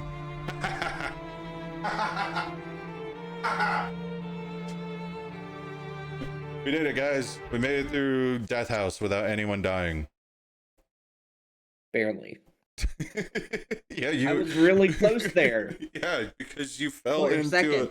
you fell into a spike trap because you were walking full confidence in a place called Death House. We were joking about it before. So proud And then of all of a you. sudden, it... All right, so I will message the group, let everyone know you have reached level 3. Be prepared for the first official Curse of Strahd session. There's another person that joined your group, but they are missing the first 2 sessions because of IRL obligations. So I will tie them into the story later. Okay. Also, the spending the night at the tower does count as a full rest, so everyone should be nice and recovered when we come back to play for the next session as you finally enter the world of Barovia and start your campaign. Do I finally get a healing spell now? Maybe, we'll see. For reference, I picked Cleric, but when I was making my character, I picked Defy Death. My original character was actually a warlock. I was a cursed creature, though. I was 2 separate species that had been fused together with a curse in a lab. So my party, we have a bunny girl. Actually, we have a lot of species that aren't standard, but she was a bunny girl, and she's kind of dumb. Like, her character is kind of dumb, and she picked up some cursed items and put them on. So there was actually this big huge quest to try to uncurse the items, and they were told by a wizard, we need these items, and then we went out and we collected the items, but they grabbed more than they needed. They were like, well, we're gonna just have extra just in case, and me and the DM conspired together because my character was cursed, but nobody else knew that. And then when they uncursed the items, because they had an extra supply and more than they needed, it actually exploded and uncursed me. So I ended up splitting into the two original creatures, which was a baby dragon and a baby fox. So my character didn't exist anymore after that. Damn. So I had to make a new one. Yeah, I so have if the just in case. yeah, so if there's any actual fail state in the campaign, it's because the players die, and at that point we get to decide as a group if you did a bad ending, or if you want to just make a new character and I tie you guys in somehow. I almost joined this campaign, but you guys had it the same day as my campaign. The only reason I'm able to be here and see what you guys are doing now is because we're on a sabbatical. Well, I mean, if you want to play today, I have this same one shot starting up in 40 minutes. I could use a seat filler. Oh, I mean, I was gonna stream tonight, but But D&D. but